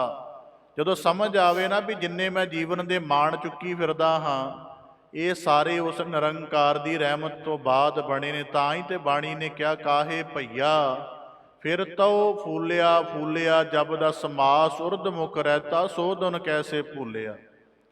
ਵੀ ਹੱਡ ਮਿਜ ਮਾਸ ਦਾ ਪੁਤਲਾ ਕੀ ਦਾਵਾ ਕਰੇਗਾ। ਇੱਕ ਪਲ ਦੀ ਖੇਡ ਹੈ, ਜੇ ਸਵਾਸ ਕਿਧਰੇ ਅੰਦਰ ਅਟਕ ਗਿਆ ਤੇ ਜੀਵਨ ਦਾ ਸਾਰਾ ਮਹਿਲ ਕਿਰ ਜਾਵੇਗਾ। ਤਾਂ ਹੀ ਤਾਂ ਕਿਹਾ, ਜਬ ਆਪਣੀ ਜੋਤ ਖਿੰਚਹਿ ਤੂੰ ਸੁਆਮੀ, ਅਬ ਕੋਈ ਕਰੋ ਦਿਖਾ ਵਖਿਆਨਾ। ਫਿਰ ਕੋਈ ਵਖਿਆਨ ਕਰਕੇ ਦਿਖਾਵੇ ਤਾਂ ਸਹੀ ਇੱਕ ਪਲ। ਇਸ ਕਰਕੇ ਮਹਾਰਾਜ ਜੀ ਕਹਿੰਦੇ ਤਿਆਗਿਓ, ਜੁਗਤ ਦੱਸਦੇ ਹਨ ਤਿਆਗਿਓ, ਕਿ ਹੌਲੀ ਹੌਲੀ ਇਹ ਦੁਨੀਆ ਦੇ ਪਦਾਰਥਾਂ ਦੇ ਲੋਭ ਤਿਆਗਣੇ ਪੈਂਦੇ ਹਨ। ਹੌਲੀ ਹੌਲੀ ਦੁਨਿਆਵੀ ਧੰਦਿਆਂ ਦੀ ਜਿਹੜੀ ਭਟਕਣ ਹੈ ਜੀਵਨ ਦੇ ਅੰਦਰ ਛੱਡਣੀ ਪੈਂਦੀ ਹੈ, ਕਿ ਮੈਂ ਹੀ ਸਾਰਾ ਕੁਝ ਕਰ ਰਿਹਾ। ਮਹਾਰਾਜ ਕਹਿੰਦੇ ਤਿਆਗਿਓ ਸਗਲਾ ਮਾਨ, ਜਿੰਨਾ ਮਾਨ ਹੈ ਜੀਵਨ ਦਾ, ਕਹਿਣ ਲੱਗੇ ਹੌਲੀ ਹੌਲੀ ਤਿਆਗ ਦੇਣਾ, ਅਹੰਕਾਰ ਤਿਆਗ ਦੇਣਾ। ਮਹਾਰਾਜ ਜੀ ਫਰਮਾਉਂਦੇ ਹਨ, ਤਿਆਗਿਓ ਸਗਲਾ ਮਾਨ ਮਹੱਤਾ। ਅੱਗੇ ਬਖਸ਼ਿਸ਼ ਕਰਦੇ, ਦਾਸ ਰੇਣ ਸਰਣਾਏ। ਜਿਹੜਾ ਪੱਥਰ ਹੈ ਨਾ ਤਾਂ ਹਿੱਲ ਸਕਦਾ ਜਲਦੀ ਕਿਤੇ ਆਪਣੇ ਆਪ, ਨਾ ਉਹ ਕਿਸੇ ਤਰੀਕੇ ਨਾਲ ਆਕਾਸ਼ ਵਿੱਚ ਉੱਡ ਸਕਦਾ, ਨਾ ਪਾਣੀ ਵਿੱਚ ਤਰ ਸਕਦਾ, ਤੇ ਨਾ ਉਹਦਾ ਕੋਈ ਅਦਬ ਹੁੰਦਾ। ਪੱਥਰ ਉਹਨੂੰ ਕਠੋਰ ਮੰਨਿਆ ਜਾਂਦਾ। ਪਰ ਜੇ ਉਹ ਪੱਥਰ ਪਾਣੀ ਅੰਦਰ ਡਿੱਗ ਜਾਏ ਤੇ ਪਾਣੀ ਦੀਆਂ ਲਹਿਰਾਂ ਵੱਜ ਵੱਜ ਕੇ ਬਰੀਕ ਰੇਤ ਦਾ ਕਿਣਕਾ ਬਣ ਜਾਂਦਾ। ਤੇ ਉਹ ਜਦੋਂ ਰੇਤ ਸੁੱਕੇ ਥਾਂ ਤੇ ਪਈ ਹੋਵੇ, ਤੇ ਫਿਰ ਉਹ ਕਿਣਕਾ ਆਕਾਸ਼ ਦਾ ਉੱਡ ਕੇ ਅਸਮਾਨੀ ਵੀ ਚਲਾ ਜਾਂਦਾ ਹੈ। ਜੇ ਉਹ ਪੱਥਰ ਕਿਸੇ ਬੁੱਤ ਤਰਾਸ਼ ਕੋਲੋਂ ਆ ਜਾਵੇ, ਤੇ ਉਹਦੇ ਵਿੱਚੋਂ ਠਾਕੁਰ ਜੀ ਦੀ ਮੂਰਤੀ ਬਣਾ ਦਿੰਦਾ ਹੈ। ਜੇ ਉਹ ਕਿਤੇ ਕਿਸੇ ਹੋਰ ਮਨੁੱਖ ਦੇ ਕੋਲ ਆ ਜਾਵੇ, ਸੰਗਮਰਮਰ ਵਾਲਿਆਂ ਕੋਲੋਂ, ਤੇ ਉਹ ਘੜ ਕੇ ਗੁਰੂ ਘਰ ਦੀਆਂ ਟਾਈਲਾਂ ਬਣਾ ਦਿੰਦੇ ਨੇ, ਫਰਸ਼ ਤੇ ਲੱਗਣ ਵਾਲੀਆਂ, ਭਾਵ ਕਿ ਕੋਈ ਨਾ ਕੋਈ ਪ੍ਰਯੋਗ ਬਣ ਜਾਂਦਾ ਹੈ। ਮਹਾਰਾਜ ਕਹਿੰਦੇ ਦਾਸ ਰੇਣ ਸ਼ਰਣਾਏ, ਕਿ ਇਸ ਕਰਕੇ ਮਾਲਕ ਤੇਰੀ ਸ਼ਰਨ ਆਏ ਆ। ਜੋ ਸਾਡਾ ਜੀਵਨ ਹੈ, ਨਿਤਨੇਮ ਨਾ ਕੋਲ ਹੋਣਾ, ਅੰਮ੍ਰਿਤ ਕੀ ਦਾਤ ਕੋਲ ਨਾ ਹੋਣੀ, ਇੱਕ ਗੁਰੂ ਦੀ ਭੈ ਭਾਵਨਾ ਵਿਸ਼ਵਾਸ ਕੋਲ ਨਾ ਹੋਣਾ। ਜਿਸ ਪਵਿੱਤਰ ਸਥਾਨ ਤੇ ਬੈਠੇ ਹੋ, ਇਹਦੀ ਇੰਨੀ ਜ਼ਿਆਦਾ ਮਹੱਤਮ ਹੈ, ਇੰਨੀ ਜ਼ਿਆਦਾ ਇਸ ਥਾਂ ਦੀ ਅਜ਼ਮਤ ਹੈ। ਕਿਉਂ? ਇੱਕ ਗੁਰੂ ਦਾ ਵਿਸ਼ਵਾਸ ਹੈ, ਇੱਕ ਗੁਰੂ ਦੀ ਪ੍ਰਤੀਤ ਹੈ, ਤੇ ਇੱਕ ਗੁਰੂ ਦਾ ਸਮਰਪਣ ਹੈ ਬਾਬਾ ਦੀਪ ਸਿੰਘ ਜੀ ਦੇ ਜੀਵਨ 'ਚ। ਤਾਂ ਉਹਨਾਂ ਦੀ ਏਡੀ ਵੱਡੀ ਅਜ਼ਮਤ ਹੈ। ਇਸ ਕਰਕੇ ਮਹਾਰਾਜ ਕਹਿੰਦੇ ਦਾਸ ਰੇਣ ਸਰਣਾਏ। ਮਾਤਾ ਪਿਤਾ ਨੇ ਸਧਾਰਨ ਨਾਮ ਦੀਪਾ ਰੱਖਿਆ, ਪਰ ਗੁਰੂ ਗੋਬਿੰਦ ਸਿੰਘ ਸਾਹਿਬ ਮਹਾਰਾਜ ਜੀ ਨੇ ਬੰਦਗੀ, ਗਿਆਨ, ਸਿਮਰਨ ਦੇ ਨਾਲ, ਵਿਦਵਤਾ ਦੇ ਨਾਲ ਇਹੋ ਜਿਹਾ ਜਗਮਗ ਕਰ ਦਿੱਤਾ, ਸੂਰਬੀਰਤਾ ਦੇ ਨਾਲ, ਕਿ ਇਹ ਦੀਪਕ ਸਦਾ ਹੀ ਰੌਸ਼ਨ ਹੈ। ਇਸ ਕਰਕੇ ਮਹਾਰਾਜ ਜੀ ਕਹਿੰਦੇ ਦਾਸ ਰੇਣ ਸਰਣਾਏ। ਮਹਾਰਾਜ ਤੇਰੇ ਦਾਸ ਹੋ ਕੇ ਤੇਰੇ ਪਾਸੋਂ ਸਿੱਖਣ ਦੇ ਲਈ, ਆਪਣਾ ਜੀਵਨ ਸਵਾਰਨ ਦੇ ਲਈ ਸ਼ਰਨ ਆਏ ਹਾਂ। ਕਹੋ ਨਾਨਕ ਹਰ ਮਿਲ ਭਏ ਇੱਕ, ਮਹਾ ਆਨੰਦ ਸੁਖ ਪਾਏ। ਇਸ ਕਰਕੇ ਗੁਰੂ ਅਰਜਨ ਦੇਵ ਸਾਹਿਬ ਮਹਾਰਾਜ ਜੀ ਫਰਮਾਉਂਦੇ, ਕਹੋ ਨਾਨਕ ਹਰ ਮਿਲ ਭਏ ਇੱਕ। ਕਿ ਹੁਣ ਜਦੋਂ ਨਿਰੰਕਾਰ ਦੀ ਯਾਦ, ਗੁਰ ਮੰਤਰ, ਮੂਲ ਮੰਤਰ ਦਾ ਸਿਮਰਨ ਕਰਦੇ ਹਾਂ, ਤਾਂ ਜਦੋਂ ਇੱਕ ਓੰਕਾਰ ਆਖਦੇ ਆ, ਕੋਈ ਮਨ ਦਾ ਫੁਰਨਾ ਨਹੀਂ ਬਣਦਾ, ਕੋਈ ਮੂਰਤ ਨਹੀਂ ਬਣਦੀ, ਕੇਵਲ ਸ਼ਬਦ ਦਾ ਜਿਹੜਾ ਅਨੁਭਵ ਹੈ ਉਹ ਜੀਵਨ 'ਚ ਰਹਿੰਦਾ। ਇਸ ਕਰਕੇ ਦੂਜੇ ਪਾਸੇ ਕੋਈ ਹੁਣੇ ਇੱਥੇ ਨਾਂ ਲਵੇ ਆਪਣੇ ਜੀ ਦਾ, ਸਾਨੂੰ ਆਪਣਾ ਜੀ ਜਿੱਤੇ ਆ ਜਾਂਦਾ। ਇਸ ਕਰਕੇ ਸਾਡੀ ਯਾਦ ਨਿਰੰਕਾਰ ਵੱਲ ਜਾਵੇ। ਮਹਾਰਾਜ ਜੀ ਕਹਿੰਦੇ ਕਹੋ ਨਾਨਕ ਹਰ ਮਿਲ ਭਏ ਏਕ ਹੈ। ਮਹਾਰਾਜ ਸਾਨੂੰ ਆਪਣੀ ਯਾਦ ਦਾ ਅਵਸਰ ਦੇ, ਜਿਹਦੇ ਸਦਕਾ ਏਕੋ ਏਕੋ ਸਿਮਰਦਿਆਂ, ਗੁਰ ਗੁਰ ਸਿਮਰਦਿਆਂ ਹੋਇਆਂ ਸਤਿਗੁਰੂ ਦਾ ਸਵਰੂਪ ਹੋ ਜਾਈਏ। ਮਹਾਰਾਜ ਜੀ ਕਹਿੰਦੇ ਮਹਾ ਆਨੰਦ ਸੁਖ ਪਾਏ। ਜੀਵਨ ਦੇ ਅੰਦਰ ਕਹਿੰਦੇ ਸੱਪ ਜਿਹੜਾ ਬੀਨ ਤੇ ਮਸਤ ਹੋ ਜਾਂਦਾ ਤੇ ਆਪਣੇ ਜੀਵਨ ਦਾ ਸਿਖਰਲਾ ਆਨੰਦ ਮਾਣਦਾ। ਹਿਰਨ ਘੰਡੇ ਹੇੜੇ ਦੇ ਨਾਦ ਤੇ ਮਸਤ ਹੋ ਜਾਂਦਾ ਹੈ, ਪਰ ਮਨੁੱਖ ਜਿਹੜਾ ਹੈ ਕੀਰਤਨ ਦੇ ਰਸ ਵਿੱਚ ਮਗਨ ਨਹੀਂ ਹੋ ਪਾਉਂਦਾ। ਮਹਾਰਾਜ ਕਹਿੰਦੇ ਇਹੋ ਜੀ ਦਾਤ ਕਰੋ ਕਿ ਹਰ ਮਿਲ ਭਏ ਇੱਕ ਹੈ, ਕਿ ਤੇਰੇ ਨਾਲ ਮਿਲ ਕੇ ਮਾਲਕ ਸਾਨੂੰ ਸਾਡੇ ਬਾਹਰੀ ਹੰਗਤਾ ਭਰਮ ਸਾਰੇ ਵਿਸਰ ਜਾਣ, ਤੇਰੇ ਨਾਲ ਜੁੜੇ ਹੋਏ ਸਤ ਸਵਰੂਪ ਦੀ ਯਾਦ ਤੇ ਅਭਿਆਸ ਜੀਵਨ ਵਿੱਚ ਰਹਿ ਜਾਵੇ। ਮਹਾਰਾਜ ਜੀ ਕਹਿੰਦੇ ਮਹਾ ਆਨੰਦ ਸੁਖ ਪਾਏ। ਫਿਰ ਜੀਵਨ ਦੇ ਅੰਦਰ ਪਰਮ ਆਨੰਦ ਬਣਦਾ ਹੈ, ਤੇ ਜਿਨ੍ਹਾਂ ਨੂੰ ਇਹ ਪਰਮ ਆਨੰਦ ਮਿਲਦਾ ਮਹਾਰਾਜ ਕਹਿੰਦੇ ਸੁਖ ਪਾਏ, ਫਿਰ ਉਹ ਆਤਮਿਕ ਸੁਖ ਵਾਲੇ ਹੋ ਜਾਂਦੇ ਹਨ। ਇਸ ਪ੍ਰਕਾਰ ਪੰਚਮ ਪਾਤਸ਼ਾਹ ਜੀ ਬਖਸ਼ਿਸ਼ ਕਰਦੇ ਹਨ ਕਿ ਅੱਜ ਦੇ ਪਾਵਨ ਸ਼ਬਦ ਅੰਦਰ ਕੇ ਮਾਲਕ ਮੇਰੇ ਜੀਵਨ ਦਾ ਹੋਰ ਸਮਾਂ ਦੁਨਿਆਵੀ ਧੰਦਿਆਂ ਪਦਾਰਥਾਂ ਦੀ ਭਟਕਣ ਵਿੱਚ ਨਾ ਬਤੀਤ ਹੋਵੇ। ਇਸ ਕਰਕੇ ਮੈਨੂੰ ਜੀਵਨ ਦਾ ਉਹ ਅਵਸਰ ਬਖਸ਼ੋ ਕਿ ਮੇਰੇ ਹਿਰਦੇ ਅੰਦਰ ਸਿਫਤ ਸਲਾਹ ਮਾਲਕ ਦਾ ਗੁਣਗਾਨ, ਉਹਦੀਆਂ ਰਹਿਮਤਾਂ ਦਾ ਸ਼ੁਕਰਾਨਾ ਤੇ ਉਹਦੇ ਭੈ ਅੰਦਰ ਚੱਲ ਕੇ ਸਚਿਆਰ ਜੀਵਨ ਜਿਉਣ ਦੀ ਜੁਗਤ ਪੈਦਾ ਹੋਵੇ। ਭਗਤ ਸਾਹਿਬਾਨਾ ਭਗਤ ਨਾਮਦੇਵ ਜੀ ਨੇ ਕਿਹਾ ਨਾ ਕਿ ਮੈਂ ਅੰਦੁਲੇ ਕੀ ਟੇਕ ਤੇਰਾ ਨਾਮ ਖੁੰਦਕਾਰਾ, ਤੇ ਜੁਗਤ ਵੀ ਦੱਸੀ ਕਿ ਆ ਨੀਲੇ ਕਾਗਦ ਕਾਟੀ ਲੈ ਗੂਡੀ ਆਕਾਸ ਪੱਦੇ ਪਰਮੀਲੇ, ਪੰਚ ਜਨਾ ਸੋ ਬਾਤ ਬਤੂਆ ਚੀਤ ਸੋ ਡੋਰੀ ਰਾਖੀ ਲੈ। ਫਿਰ ਭਗਤਾਂ ਦੀ ਪੈਜ ਸਵਾਰੀ ਪਾੜ ਪੜੋਛਣ ਪੂਛ ਲੈ ਨਾਮਾ, ਕਾ ਪਹਿਚਾਨ ਸ਼ਵਾਈ ਹੋ ਤੋ ਪੈ ਦੁਗਣੀ ਮਜੂਰੀ ਦੋ, ਮੋਕੋ ਬੇਡੀ ਜਿਹੋ ਬਤਾਈ ਹੋ, ਕਹੇ ਤਾਂ ਧਰਣਾ ਕੋਡੀ ਕਰੋ, ਕਹੇ ਤਾਂ ਲੈ ਕਰੋ ਉੱਪਰ ਤਰੋ, ਕਹੇ ਤਾਂ ਮੁਈ ਗਉ ਦੇਉ ਜੀ ਆਏ, ਸਭ ਕੋਈ ਦੇਖੈ ਪਤੀ ਆਏ। ਭਗਤ ਨਾਮਦੇਵ ਜੀ ਨੇ ਫਿਰ ਬਾਣੀ 'ਚ ਰੋਜ਼ਾਨਾ ਪੜ੍ਹਦੇ ਹਾਂ, ਨਾਮ ਦਿਓ ਮੁਖ ਲਾਇਆ, ਨਾਮ ਦੇ ਸਿਮਰਨ ਕਰਨ ਜਾਣਾ, ਆਡ ਦਾਮ ਕੋ ਸ਼ੀਪਰੋ ਹੋਇਓ ਲਾਖੀਣਾ। ਐਸੇ ਭਗਤ ਸਾਹਿਬਾਨਾਂ ਨੂੰ ਫਿਰ ਮਾਲਕ ਨਾਲ ਜੁੜਨ ਦਾ ਅਵਸਰ ਮਿਲਿਆ। ਉਹਨਾਂ ਦਾ ਜਾਪ ਦੀ ਜਨਮ ਦਿਹਾੜਾ ਵੀ ਮਨਾ ਰਹੇ ਹੋ। 1270 ਈਸਵੀ ਦੇ ਵਿੱਚ ਭਗਤ ਨਾਮਦੇਵ ਜੀ ਦਾ ਆਗਮਨ ਨਰਸੀ ਬਾਮਨੀ ਵਿਖੇ, ਮਹਾਰਾਸ਼ਟਰ ਵਿਖੇ ਪਿਤਾ ਦਾਮ ਸ਼ੇਠ ਜੀ ਦੇ ਘਰ ਮਾਤਾ ਗੋਨਾ ਬਾਈ ਜੀ ਦੇ ਕੁੱਖੋਂ ਹੋਇਆ। ਗੁਰੂ ਗ੍ਰੰਥ ਸਾਹਿਬ ਜੀ ਦੇ ਅੰਦਰ 18 ਰਾਗਾਂ ਅੰਦਰ ਉਹਨਾਂ ਦੇ 61 ਸ਼ਬਦ ਦਰਜ ਹਨ। ਏਕ ਅਨੇਕ ਵਿਆਪਕ ਪੂਰਕ, ਜਤ ਦੇਖੋ ਤਤ ਸੋਈ, ਮਾਇਆ ਚਿੱਤਰ ਬਚਿੱਤਰ ਬੰਮੋਹਤ, ਬਿਰਲਾ ਬੂਝੈ ਕੋਈ। ਐਸੇ ਭਗਤ ਸਾਹਿਬਾਨਾਂ ਦਾ ਆਪ ਜੀ ਆਗਮਨ ਦਿਹਾੜਾ ਮਨਾ ਰਹੇ। ਗੁਰੂ ਅਰਜਨ ਦੇਵ ਸਾਹਿਬ ਮਹਾਰਾਜ ਕਿਰਪਾ ਕਰਨਾ, ਉੱਤਮ ਦਾਨ ਦੇ ਕੇ ਸਭਨਾਂ ਨੂੰ ਨਿਹਾਲ ਕਰਨ, ਸਾਰਿਆਂ ਦਾ ਜੀਵਨ ਗੁਰੂ ਸ਼ਬਦ ਨਾਲ ਜੁੜ ਕੇ ਚੜ੍ਹਦੀ ਕਲਾ ਵਾਲਾ, ਬੰਦਗੀ ਵਾਲਾ, ਨਾਮ ਧਨ ਵਾਲਾ ਬਣੇ, ਤੇ ਸਾਡੇ ਜੀਵਨ ਦੀ ਸਾਰੀ ਆਰਜਾ ਮਾਲਕ ਦੀ ਯਾਦ ਅੰਦਰ ਗੁਜ਼ਰ ਕੇ ਸੁਹਾਵਣੀ ਹੋ ਜਾਵੇ ਜੀ। ਆਪ ਜੀ ਦੇ ਸਨਮੁਖ ਪਾਵਨ ਸ਼ਬਦ ਵਿਚਾਰ, ਲੜੀਵਾਰ ਸ਼ਬਦ ਵਿਚਾਰ ਦਾ ਯਤਨ ਰੱਖਦਿਆਂ ਹੋਈਆਂ ਬੇਅੰਤ ਭੁੱਲਾਂ ਚੁੱਕਾਂ ਦੀ ਖਿਮਾ ਜਾਚਨਾ ਜੀ। ਕੋਟਾਨ ਕੋਟ ਧੰਨਵਾਦ ਸਤਿਗੁਰੂ ਸ੍ਰੀ ਗੁਰੂ ਗ੍ਰੰਥ ਸਾਹਿਬ ਜੀ ਦਾ, ਗੁਰੂ ਕੇ ਸਾਜੀ ਨਵਾਜੀ ਸਾਧ ਸੰਗਤ ਜੀ ਦਾ, ਸਮੁੱਚੇ ਪ੍ਰਬੰਧ ਦਾ। ਇੱਕ ਵਾਰੀ ਫਿਰ ਭੁੱਲਾਂ ਚੁੱਕਾਂ ਦੀ ਖਿਮਾ ਜਾਚਨਾ। ਆਓ ਅੰਤਮ ਪੰਕਤੀਆਂ ਦਾ ਪਾਠ ਕਰਕੇ ਸਮਾਪਤੀ ਵੱਲ ਵਧੀਏ ਜੀ। ਤਿਆਗਿਓ ਸਗਲਾ ਮਾਨ ਮਹਤਾ, ਦਾਸ ਰੇਣ ਸਰਣਾਏ, ਕਹੋ ਨਾਨਕ ਹਰ ਮਿਲ ਭਏ ਏਕੈ, ਮਹਾ ਆਨੰਦ ਸੁਖ ਪਾਏ। ਵਾਹਿਗੁਰੂ ਜੀ ਕਾ ਖਾਲਸਾ, ਵਾਹਿਗੁਰੂ ਜੀ ਕੀ ਫਤਿਹ।